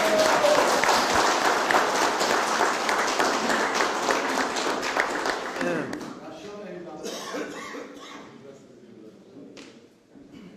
Verelim o tarafa bakalım. Öncelikle iyi akşamlar. Reşat Bey ve ekibine, sayın bakanların vekillerime ve siz değerli Mor Menekşelilere bu güzel geceyi yaşattığınız için sonsuz teşekkürler. Ben beden eğitimi öğretmeniyim. Spor kökenli birisiyim. Benim dile getirmek istediğim bir farklı konu olacaktır. Madde bağımlılığı. Özellikle küçük yaşlarda kullanılan madde bağımlılığı günümüzde son derece tehlike arz etmeye başladı. Gerek gazetelerimizde okuduğumuzda, sosyal yayın organlarında her gün gördüğümüz, sıkça rastladığımız bu madde bağımlılığı bizim geleceğimizi son derece tehlikeye atıyor. Herkesin çoluk çocuğu var. Onlara sahip çıkmak elbette aile bireylerinin görevi. Ama bunu bir yere kadar yapabiliyor. Çocuk dışarıya çıktığı zaman neyle karşılaşacağı hiç belli olamaz. Onun için ailelere düşen görev çocuklarına son derece muazzam bir şekilde sahip çıkmak, onları iyi yetiştirmek ve bu Kuzey Kıbrıs Türk Cumhuriyeti halkına iyi bireyler kazandırmak. Bu günümüzde son derece gerçekten ele alınması gereken bir konudur. Birçok spor dallarıyla uğraşıyoruz. Onları farklı aktivitelere yönlendiriyoruz. Ama bunun önüne bir türlü geçemiyoruz. Özellikle giriş çıkışlarda yurt dışından gelen yabancı uyruklu öğrencilerin bu son dönemde günümüzde piyasalarda tabiri caizse işte yasaklı maddeleri sürdüğünü görüyoruz. Bunlara polislerimizin daha çok yani tedbir koyarak ele alması gerektiğini düşünüyorum. Çocuklarımızı mümkün mertebe aile bireylerimizden iyi bilinçlendirerek, eğitimini iyi vererek bu maddelerden uzak durmasını sağlamak hepimizin görevi, bizlerin, öğretmenlerin görevi. Bunları biz yapıyoruz okullarda, eğitim alanlarında, sosyal aktivitelerde. İnşallah daha da bunların önlemini alarak, daha güzel günler için güzel bireyler yetiştirerek, bu Kuzey Kıbrıs Türk halkına iyi insanlar yaşatarak hep birlikte mücadelemizi sürdürmek istiyorum. Katıldığınız, geldiğiniz için tekrardan hepinize teşekkürler. Bravo. Bu tabii önemli bir konu. Başbakanlık Uyuşturucuyla Mücadele Komisyonu var. O iyi çalışmalar yapıyor son dönemde ama tabii uzun süreye yayılacak bir eğitim programı aslında. Evet, son yarım saatimiz var. Ona göre değinilmemiş bir konu varsa verelim mikrofonu.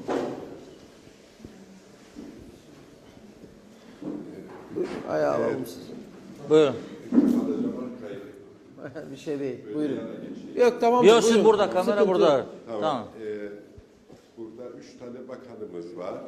Bir şey sormak istedim.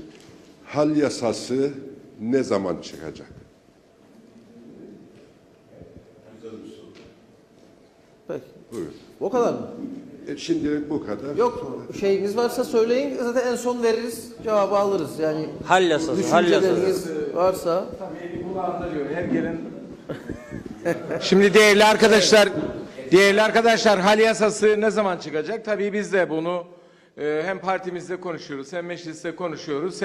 Her gelmiş geçmiş Tarım Bakanı, Ekonomi Bakanı bu hal yasasının çıkması yönünde çalışmalar yürütüldüğü söyleniyor. Ama nedense bir türlü meclise gelmedi.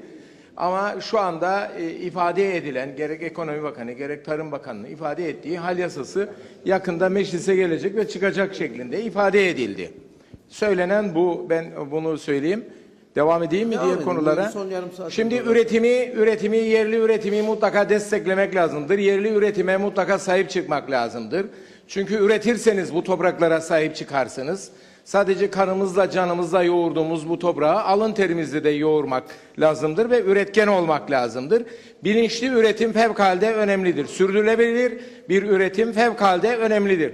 Bir de bacık tarımda, hayvancılıkta mutlaka bilinçli bir üretim ve yetiştiricilik yapılması gerekir. Ben çok kısa bir Tarım Bakanlığı yaptım. 10 ay gibi bir bakanlık yaptım. Ve ondan sonra görevi devrettik başka arkadaşlara. Benim zamanımda da bu enginar yetiştiriciliği vardı ve teşvik ediyorduk. Ve o zaman burada 4 tır Türkiye'ye gidecekti. 4 tır enginar ve bir anda bir panik yapıldı ve enginarda kalıntı olduğu ifade edildi ve 4 tır enginar imha edilecekti.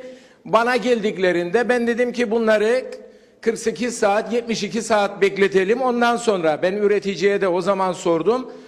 Sen bunu kaç gün önce ilaç attın, kaç gün sonra kestin? Dedim bunu 3 gün daha en azından bekletecektin.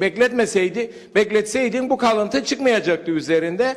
İmha etmeyin dedim, bekletin. Yeniboğaziçi Karakolu'nda beklettik. 3 gün sonra tekrar numune aldık, tekrar kontrol ettik ve hiçbir kalıntı kalmamıştı. Dolayısıyla bilinçli ziraat mühendisleri, veteriner doktorlar Lefkoşa'da oturmayacak, sürekli denetim yapacaklar, üreticiyi bilgilendirecekler ve bilinçli üretim yapılacak. Hayvancılık da aynı şekilde olacak. Az önce arkadaşlar bahsetti, tarımda ve hayvancılıkta yem bitkileri yetiştiriciliği fevkalade önemlidir. Kaba yem ve kesif yem yetiştiriciliği fevkalade önemlidir. Bizim topraklarımız buna müsaittir. Hele şimdi anavatan Türkiye'den bu su geldikten sonra Kuzey Kıbrıs Türk Cumhuriyeti gerçek manada yem bitkileri yetiştiriciliği yapabilecek. Kıbrıs adası gerçek manada yeniden yeşil adaya dönecek. Yani yarı kurak bir ülke olmaktan çıkıp Türkiye'den hazır su gelince gökten yağmur yağmasa bile bu suyla biz Kuzey Kıbrıs Türk Cumhuriyeti'nde çok rahatlıkla yetiştiricilik, hayvan yemi bitkileri yetiştirebiliriz ve daha üretimdeki maliyeti de düşürebiliriz. Eğer yem bitkileri yetiştiriciliği yapamıyorsak hayvancılıkta sürekli olarak satın almayla hayvancılık kesinlikle yapılmaz. Benim mesleğim zooteknisttir. Ziraat mühendisiyim. Bildiğim bu. Bir de hayvancılıkta hastalıklarla mücadele fevkalade önemlidir.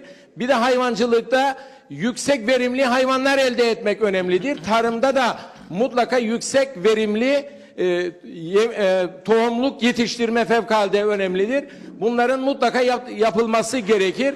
Şimdi çok büyük şans yakaladık. Anavatan Türkiye'den yağmur gelmesi, su gelmesiyle. Çünkü maalesef gökyüzündeki yağmurlar 3-4 sene kurak gidiyor, bir sene verimli geliyor, bir sene yarı kurak gidiyor. Ortalamada yarı kurak bir iklime sahibik Kıbrıs adasında. Dolayısıyla mutlaka bunların yapılması, bilinçli olarak tarım politikaları yürütülmesi gerekir diye ifade etmek istiyorum. Kıbrıs meselesine gelince Rumlar biliyorsunuz Maraş'ı isterik diyorlar. Ama Maraş deyince onlar Yeniboğaziçi, Mormenekşe, Mutluyaka, Tuzla'da içine girecek diyorlar. Rum istekleri bu şekildedir. Dolayısıyla bu bölgeleri biz kendilerine veremeyiz. Güney Kıbrıs, Güney Mesarya'yı da veremeyiz. Çünkü o bölgede tarım ve hayvancılığın beşiğidir. Bu bölgeler de ciddi yerleşim birimleri ve turistik bölgede olmuştur bu bölgeler. Altın olmuştur bu bölgeler. Az önce Sayın Sesi Güzel Güney Kıbrıs'ta yaşadıklarımızı anlattı. Ben de o bölgedenim. Larnaka'nın bir köyündenim. 4 defa göçmenlik yaptık 63'ten 74'e kadar. Artık geriye dönüş yoktur. Bu topraklar bizim vatanımızdır. Hem üreteceğiz hem de vatan olarak sahip çıkacağız. Can verdik, kan verdik. Bu topraklar bizimdir. Bu topraklar üzerinde devlet kurduk. Atlılar Murat Ağa Sandallar şehitliğine gelince buralardaki törenler devlet töreniyle kutlanması gerekir. Çünkü bu Taşkent şehitleri de devlet töreniyle kutlanması gerekir. Buralarda Rumların yaptığı soykırım hareketleri vardır. Dolayısıyla bütün dünya bunu görmelidir. Yerel kutlama şeklinde, yerel anma törenleri şeklinde Taşkent şehitleri ve Atlılar Murat Ağa Sandallar şehitleri kutlanmaması gerekir. Devletin oraya bizzat gelmesi gerekir. Her yıl dönümünde orada hazır olması gerekir. Şehitlerine, gazilerine sahip çıkamayan bir millet, bir devlet ayakta kalamaz. Geleceğe emin adımlarla yürüyemez.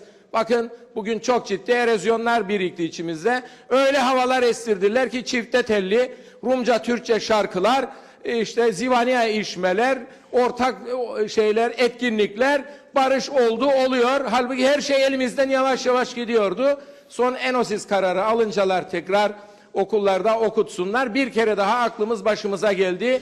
Unutmayacaksın. Unutursan bir gün uyandığın zaman ya ölürsün ya da köle olursun. Atatürk'ün sözüdür bu. Onun için unutmayacağız. Tarihte yaşadıklarımızı unutmayacağız. Bizi gelip de işte dünya kabul etmiyor, Birleşmiş Milletler kabul etmiyor. Birleşmiş Milletler 5 daimi ülkeden oluşuyor. Güvenlik Konseyi üyeleri. Onlar da hepsi de emperyalisttirler. Yeryüzünde, dünya üzerinde kendi menfaat ve çıkarlarını nasıl koruyacaklar? Onların hesabını yapıyorlar. Amerika başka, Rusya başka, Çin başka, Fransa başka, İngiltere başka. Herkes kendi hesabına göre yürüyor. Dolayısıyla Birleşmiş Milletler Genel Sekreteri de orada bir memurdur. Bu 5 tane Güvenlik Konseyi'nin memurudur. Recep Tayyip Erdoğan ne dedi? Dünya 5'lerden kurulu değildir. Bu 5'liden kurulu değildir. Türk milletinin de Kıbrıs Türk halkının da bir bütünlük içerisinde kendi hak ve menfaatlerini korumasını bilmesi lazımdır. Türkiye sevdasından hiçbirimiz vazgeçmeyeceğiz. Kuzey Kıbrıs Türk Cumhuriyeti Devleti'nden hiçbir şekilde vazgeçmeyeceğiz. Rahmetli kurucu Cumhurbaşkanı Denktaş'ın ifade ettiği gibi devletten ve egemenlikten vazgeçmeyeceksiniz ve Türkiye'den vazgeçmeyeceksiniz. Birlikte yürüyeceğiz. Çok teşekkür ediyorum.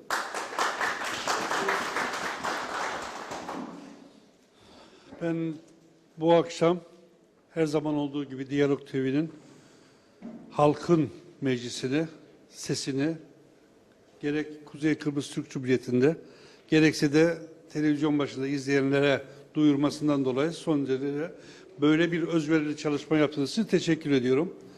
Yine her zaman olduğu gibi birçok gecelere katıldım. Aynı kelimeyi kullanacağım. Deveye sormuşlar niye boynun eğri? Doğru olan bir tarafımı gösterdim. Şimdi burada hem birçok sorunlar gündeme geldi, birçok yanlışlar dile geldi. Bakıyorum balya ithalatına tepki koyan arkadaşlarımız üretimin olduğu dönemde de balyayı tarlada çürüttüğümüzü de söylemiyorlar. Bir de yani kendi kendimizi de eleştirmemiz gerektiği bir takım konular da var. Yakardık da.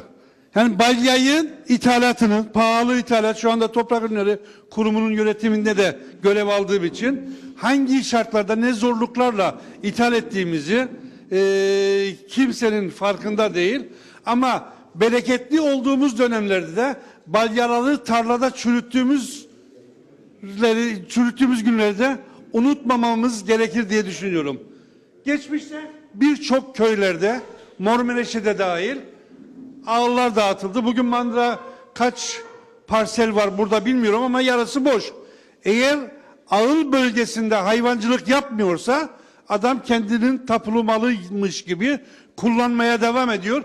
Otoriteyi koyacaksın. Hayvancılık bölgesinde hayvancılıktan vazgeçtiyse o kişi orayı da aldığı gibi kuruma devretmesi gerekir diye düşünüyorum. Enginar'ın 97 yılında Bolu'ya gitmiş olduğum Penguen ve Kelebitaş diye bu bölgede Türkiye'de imparator olan iki kurum vardı. 97'den sonra Kuzey Kıbrıs Türk Cumhuriyeti'nde enginarın adam akıllı yetiştirildiğini öğretme şerefine de nail oldum. Ama maalesef bu ihracat konusunda tarım politikalarımızın her konuda zayıf olduğu gibi enginar ihracatında da maalesef çok ciddi anlamda sahipsiz, yetim hüsnü tabirini kullanacağım ben. Yetim hüsnü gibi sahipsiz, üretici çok zor şartlarda elektriksiz, çağ dışı kuyulardan elde ettiği sularla üretmesine rağmen birazcık olsun Tarım Bakanlığı bu konuda bir masa kurması, gerek patates, gerek tarım ürünlerinin ihracatıyla ilgili bir oluşum yapması gerekir diye düşünüyorum. Çünkü çok ciddi anlamda paketlemesiyle ilgili yığma tırın üzerine atılıp da ihracat yapılması hiç de mantıklı değil bugün günümüzün şartlarında. Evet. Biraz önce bir arkadaş derken Kampter'den bahsetti. Kampter bugün birçok belediye değil, Kuzey Kıbrıs Türk Cumhuriyeti belediyelerinin tamamından çok daha temiz, çok daha bakımlı. Bazı yanlış yapılaşmalar vardır. Sayın Mustafa Akıncı'nın bile Turizm Bakanlığı döneminde yapmış olduğu bir takım betonarmalar da vardır. Orada 270 tane emekli olan insan kamp ihtiyaçlarını karşılıyor. Keşke bunu tüm siyasi otorite ormanlarımızın bakımları, kullanımı disiplinli bir şekilde, bakın ormanlarımızın disiplinli şartlarını ortaya koyarak kullanma açılmasından da yana olan bir kişiyim. Çünkü ormanlar hepimizin oksijene ihtiyacımız olduğu bölgelerde kuralını koyacaksın, otoritesini koyacaksın. Ormanlarının tüm insanlara kullanabileceği kamptı, daha değişik yürüyüş yoluydu vesaire, bunları dünyada birçok örnekleri var. Bunu alarak halkımıza da yansıtma şansını yakalayabiliriz diye düşünüyorum.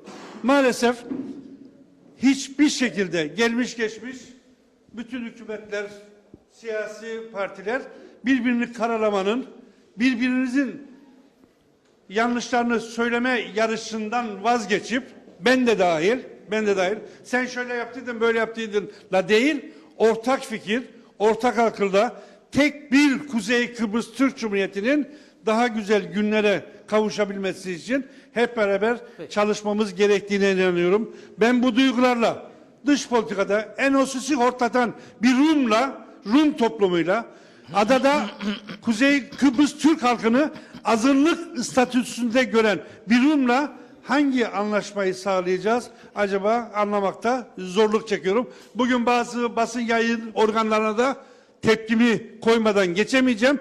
Keşke bugün Kuzey Kıbrıs Türk Cumhuriyeti Cumhurbaşkanımıza masaya dön çağrısı yapma yerine Lidze Palas'a veyahut da güneye gidip Rum tarafının Enosis kararının kaldırılması için keşke onlara tepkilerini koyması gerekir diye düşünüyorum. Ben bu duygularla tekrar başka bir Diyalog TV'nin Halk Kürsüsü'nde görüşmek üzere. Ben sağlıklı, mutlu, huzurlu bir yaşam dileğiyle buraya katılan tüm arkadaşlarıma, özellikle Diyalog TV çalışanlara teşekkür ediyorum. Tamam. Size de vereceğim. Oradan sonra size de vereceğiz. Tamam. 20 dakikamız kaldı çünkü bir arkadaşımız daha var. En sonunda Erkut Bey'le bitiririz. Hoş geldin. Hoş bulduk. Ben Kenan Bey'e bir şey söyleyeceğim. Ben cevaplasın. Ağıl hayvanını satarsan da ağılın boş kalır, devlete mi iş verecek? Niye? Ben bu vazgeçtiysem ağılımı niye vereceğim? Yatırım ne olacak? Olur mu öyle şey? Peki.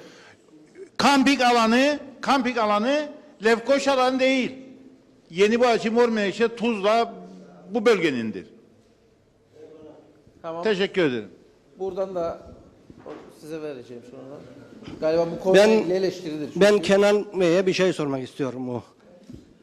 Kamping dediğinde, karavan alanı dediğinde orası yerleşim alanı mı? Yani bir tapu alsınlar. Yoksa bunlar her sezon sonu karavanlarını alıp oradan çıkıyorlar mı? Onu sormak istiyorum size. Karavan kaldı mı? Tamam. Hanımefendiye verelim. Tamam mı? Tamam, verelim hanımefendiye. Teşekkür ederim. İyi akşamlar. Evet, tamam. Bu köye geldiniz, hoş geldiniz, sefa geldiniz. Çok mutlu olduk sizleri gördüğümüz için. Fakat dikkatimi çeken bir şey oldu. 2,5-3 saattir konuşuyoruz. Burada gencimiz vardır, sporcumuz vardır, folklorcumuz vardır. Çalışmayan bayanımız var, paraya ihtiyacı olan fakirimiz var. Ve benim başıma yeniyle gelen bir olay oldu. Köyümüzde bir bayan var, isim vermeyeceğim. Gerçekten çok ihtiyaçlı. Ve ben o bayana kendi imkanlarımla yardım etmeye çalıştım. Fakat beni aştı o durum. Yapamadım.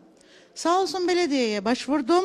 Sağ olsun yanımda yeğenime başvurdum. Sosyal hizmetler yardımını aldık. Ve biz o fakir bayana, fakir de demeyeyim aslında, ihtiyaçlı bayana evet, bir ambulansı bu köye getirdik.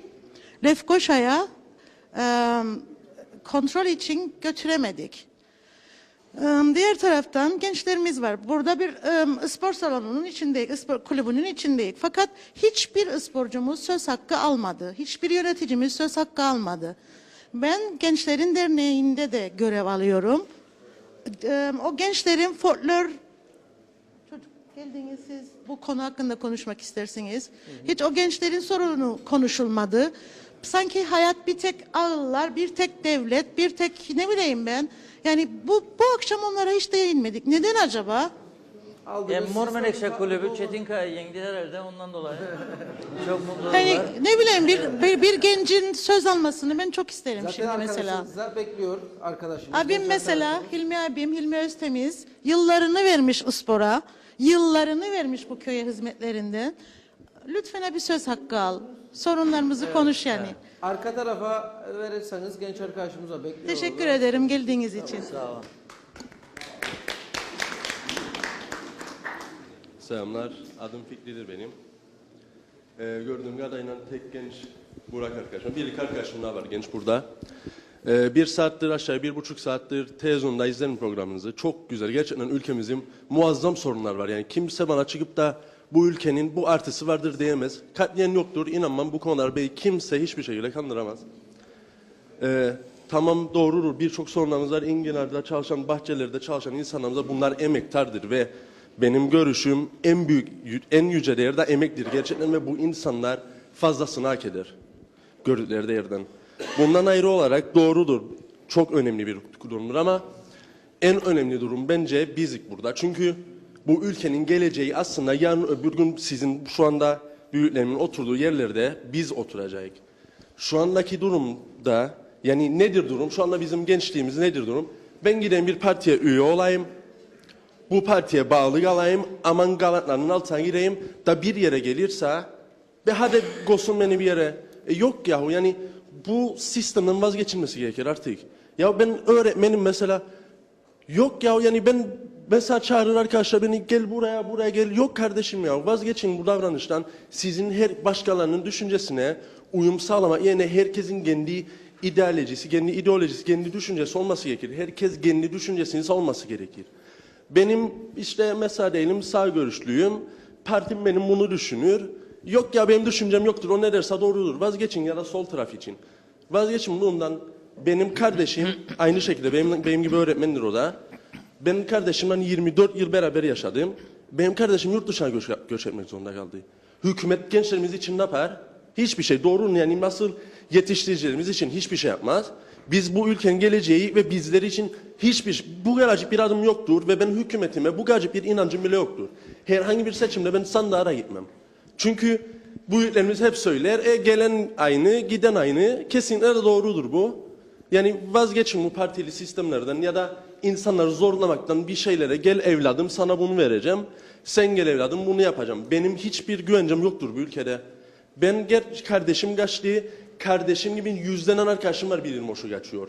Tam bu insanlar kaçtı. Hayatlarını kurdu. Sizce geri gelirler? Hiçbiri gelmez. Niçin gelsin? Ondan sonra insanımız kaçar o yanı mesela yurt dışına değerlidir, kazanır para. Ne gelmez bu ülkeye? Niçin gelsin abiciğim? Sebebi yok, gerekçesi yok. Gelecek burada özel sektöre gitti, 1800 lira maaş alacak.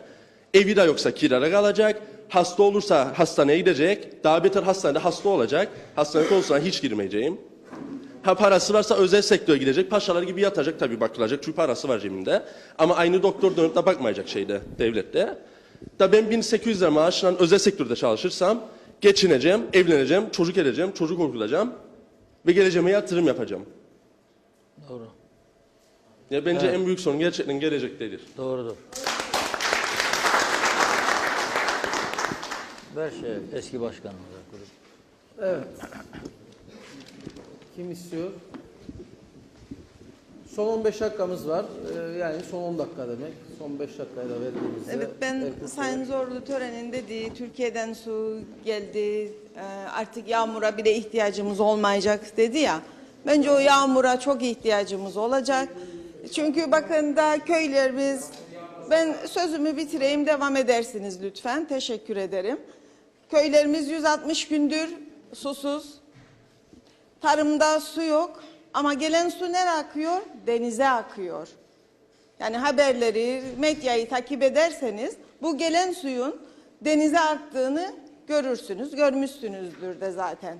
Onun için bizim daha bu fikirle, bu tavırlarla, bu icraatlarla yağmur doğasına bile çıkarız. Yok yağmura ihtiyacımız olmaz, yağmur doğasına bile çıkarız. Tamam alagüzel Türkiye'den su geldi ama bunun kontrolü nerede? Bunun yönetilmesi nerede? Bunun dağıtılması nerede? Önemli olan suyun gelmesi değildir. Dağıtılması, ihtiyaçlı bölgelere verilmesidir. O zamandır suyun gelmesi, değerli olması. Su gelmiş de denize akmış. Hiçbir kıymeti yoktur.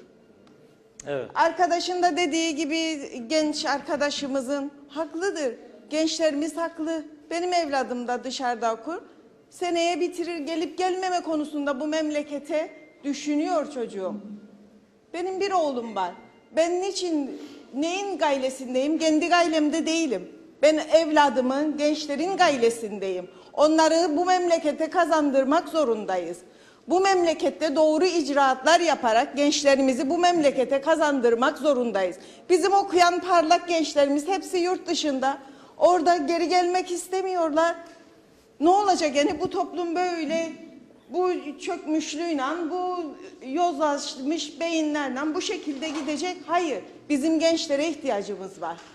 Biz bu gençleri doğru icraatlarla bu memlekete kazandırmak zorundayız. Evet. O zaman ayağa kalkarız. Teşekkür ederim. Kıbrıs konusunda da onu da söyleyeyim. Tamam, Kıbrıs konusunda da kendi kimliğimizi, kendi haklarımızı kimseye yedirmeden adil bir şekilde bir barış istiyoruz. En doğrusu budur. Teşekkür ederim. Evet, ben Hasan Sesi Güzel. Diyalog TV, Reşat Bey, büyüklerimize bu güzelim programı yaptığınız için teşekkür ediyoruz. Ben enginarla ilgili yine bir konuyu bahsedeyim.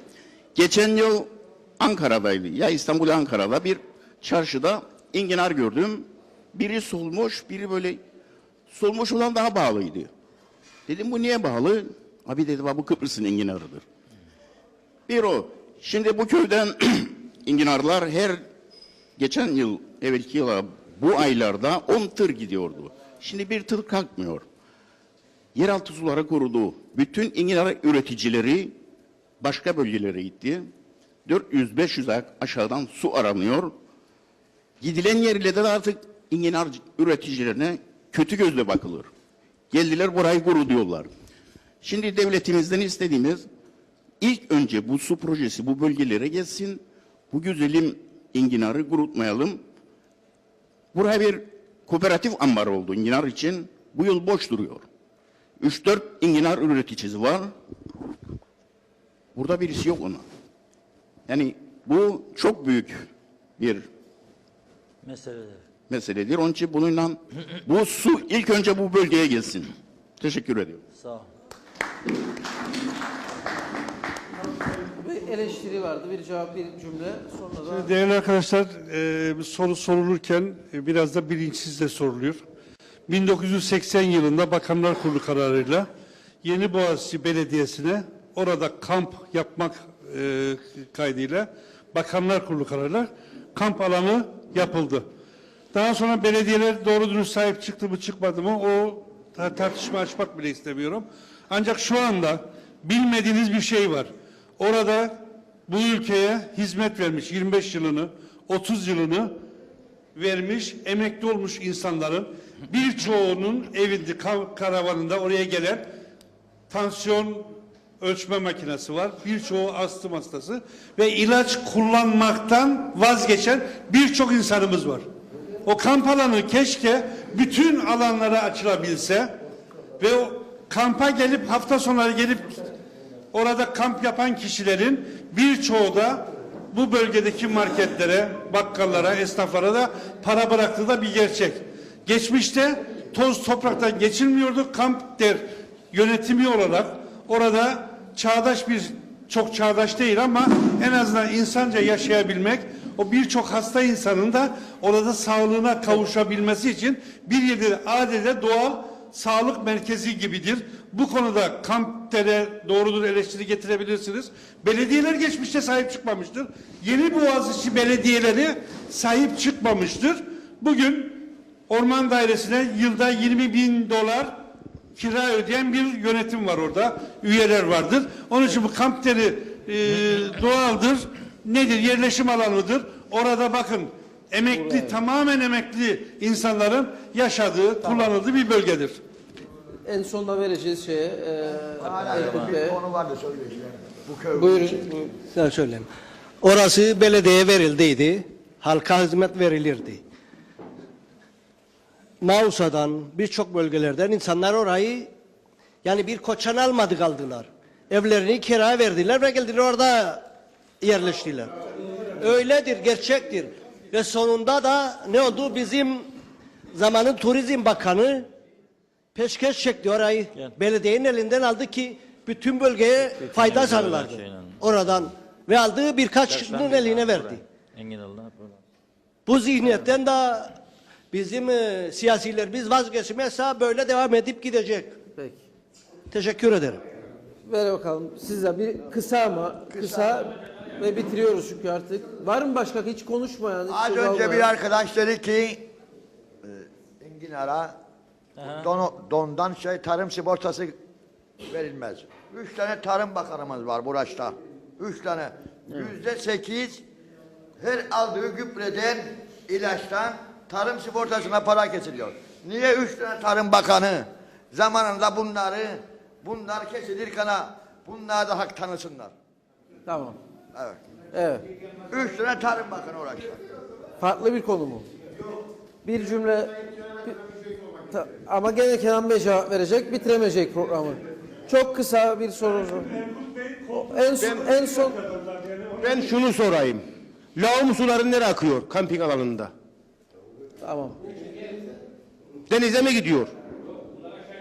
Peki. Bunu cevaplasınlar. Hemen deniz suyunun analizi getirin. O soruyu Evet. sorulur olur. Teşekkür ederim. Evet.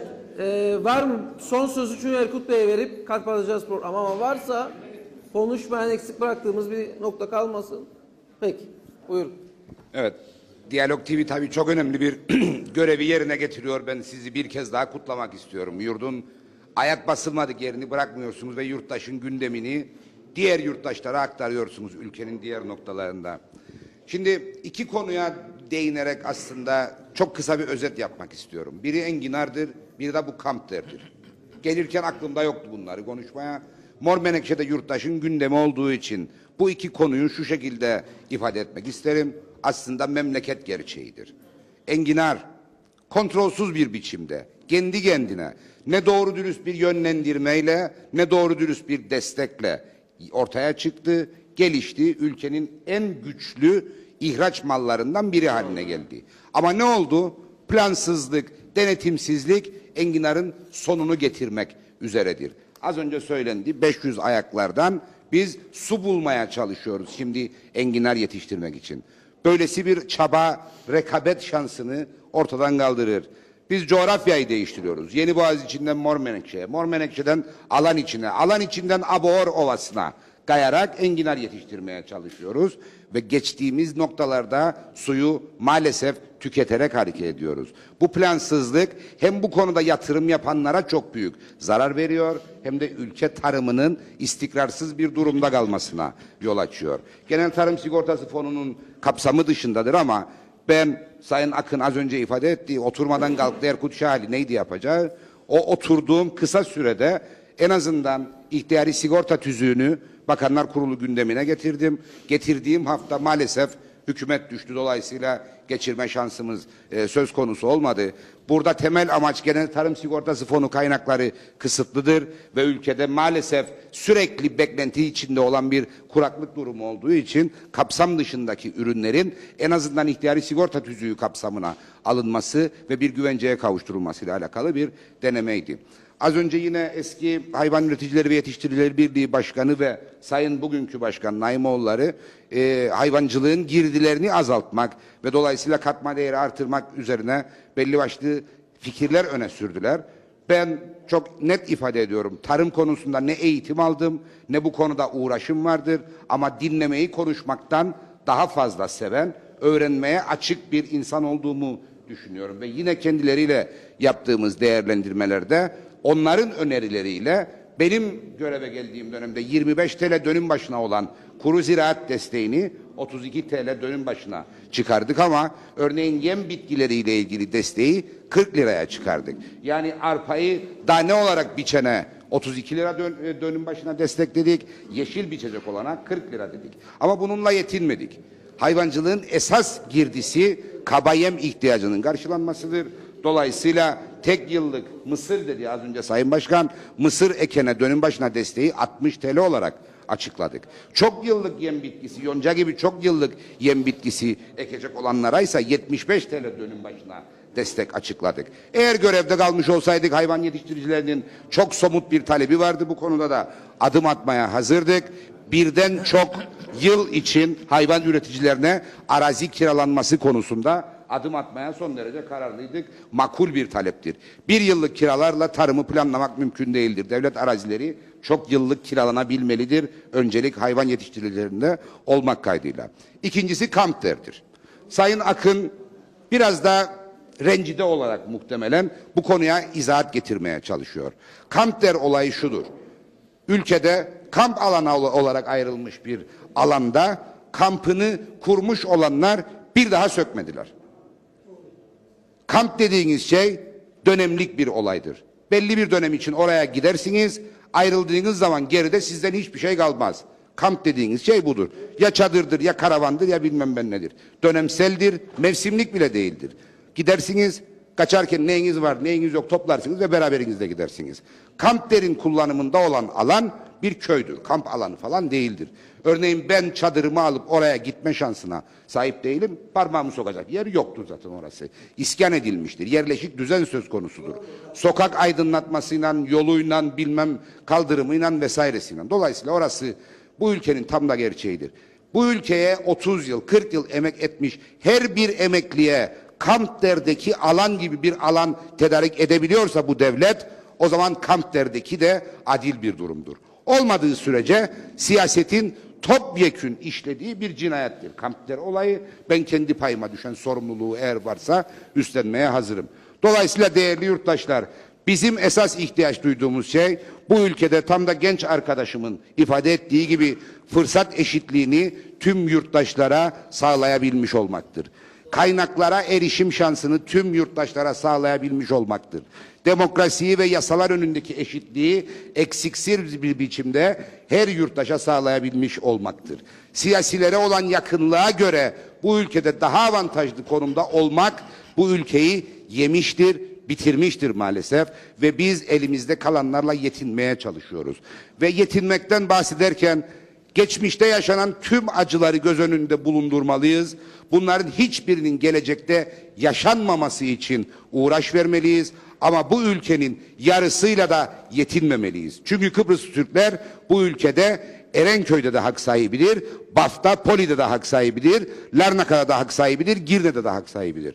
Dolayısıyla bu ülkenin Kıbrıs Rumlar kadar eşit sahipleri olduğumuzu bilmeliyiz ve ileride bu ülkede güvenli bir geleceğin ancak onurlu bir barışla, bu barışın da karşılıklı kabul edilebilir bir anlaşmayla mümkün olduğunu bilmek durumundayız. Yoksa güneydeki toprağım yeter kalsın yeter ki bana bu tarafta dokunmasınlar diyeceğiniz düzen bileceksiniz ki gelecekte güvensiz bir durumu işaret eder.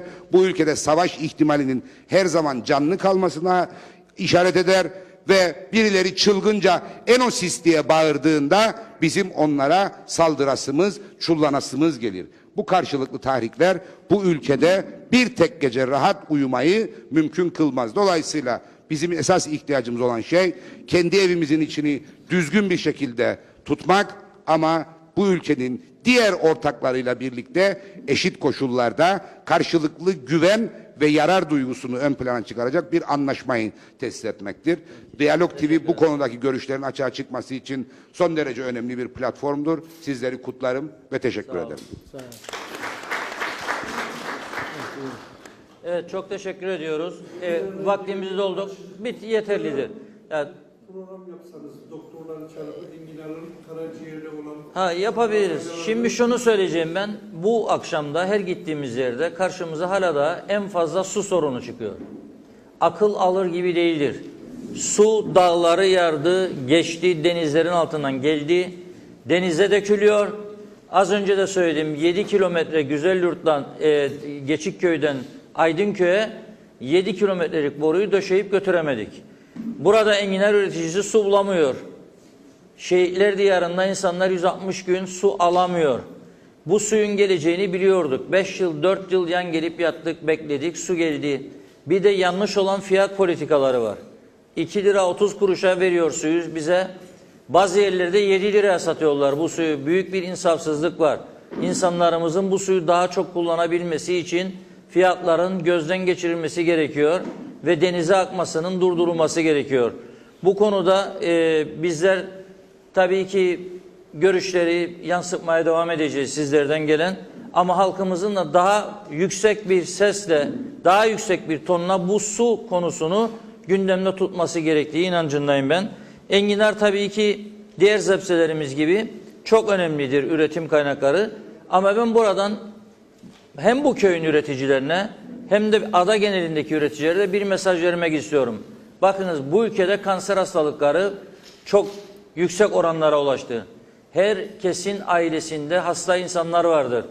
Genç çocuklarımızı kaybetmeye başladık. Ve bu ülkede bir laboratuvar yangını yüzünden haftalardır, aylardır tahliller de yapılamıyor. Çok tehlikeli bir durumdayız. O nedenle üretici arkadaşlar, üretici kardeşlerimiz lütfen bu ilaçları bilinçli kullansınlar.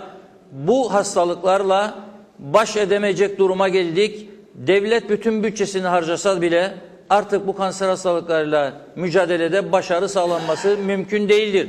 Bunun çaresi ilaç kullanımının azaltılmasıdır. Tabii diğer etkenler de vardır, çevre faktörleri var, bir yığın sorunlar var ama yediklerimizden, içtiklerimizden emin durumda değiliz.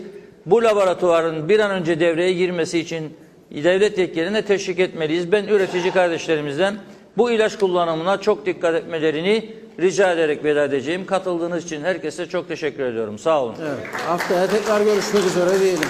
Teşekkürler. 42 senedir ben biliyorum, ben duyuyorum. Hileli'de, Çıktın değil mi? Hileli'de elektrik ödemez. Yollarda Kargazak'ın bunlar, bildiğin gibi.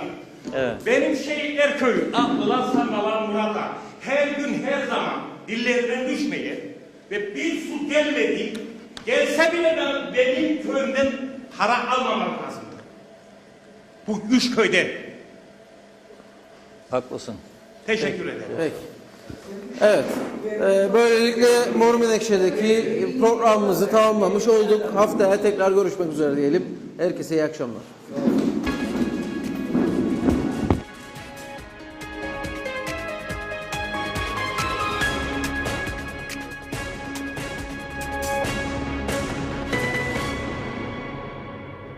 Kıbrıs'ın en büyük süpermarketi Erülkü Süpermarket Halk Meclisi'ni sundu.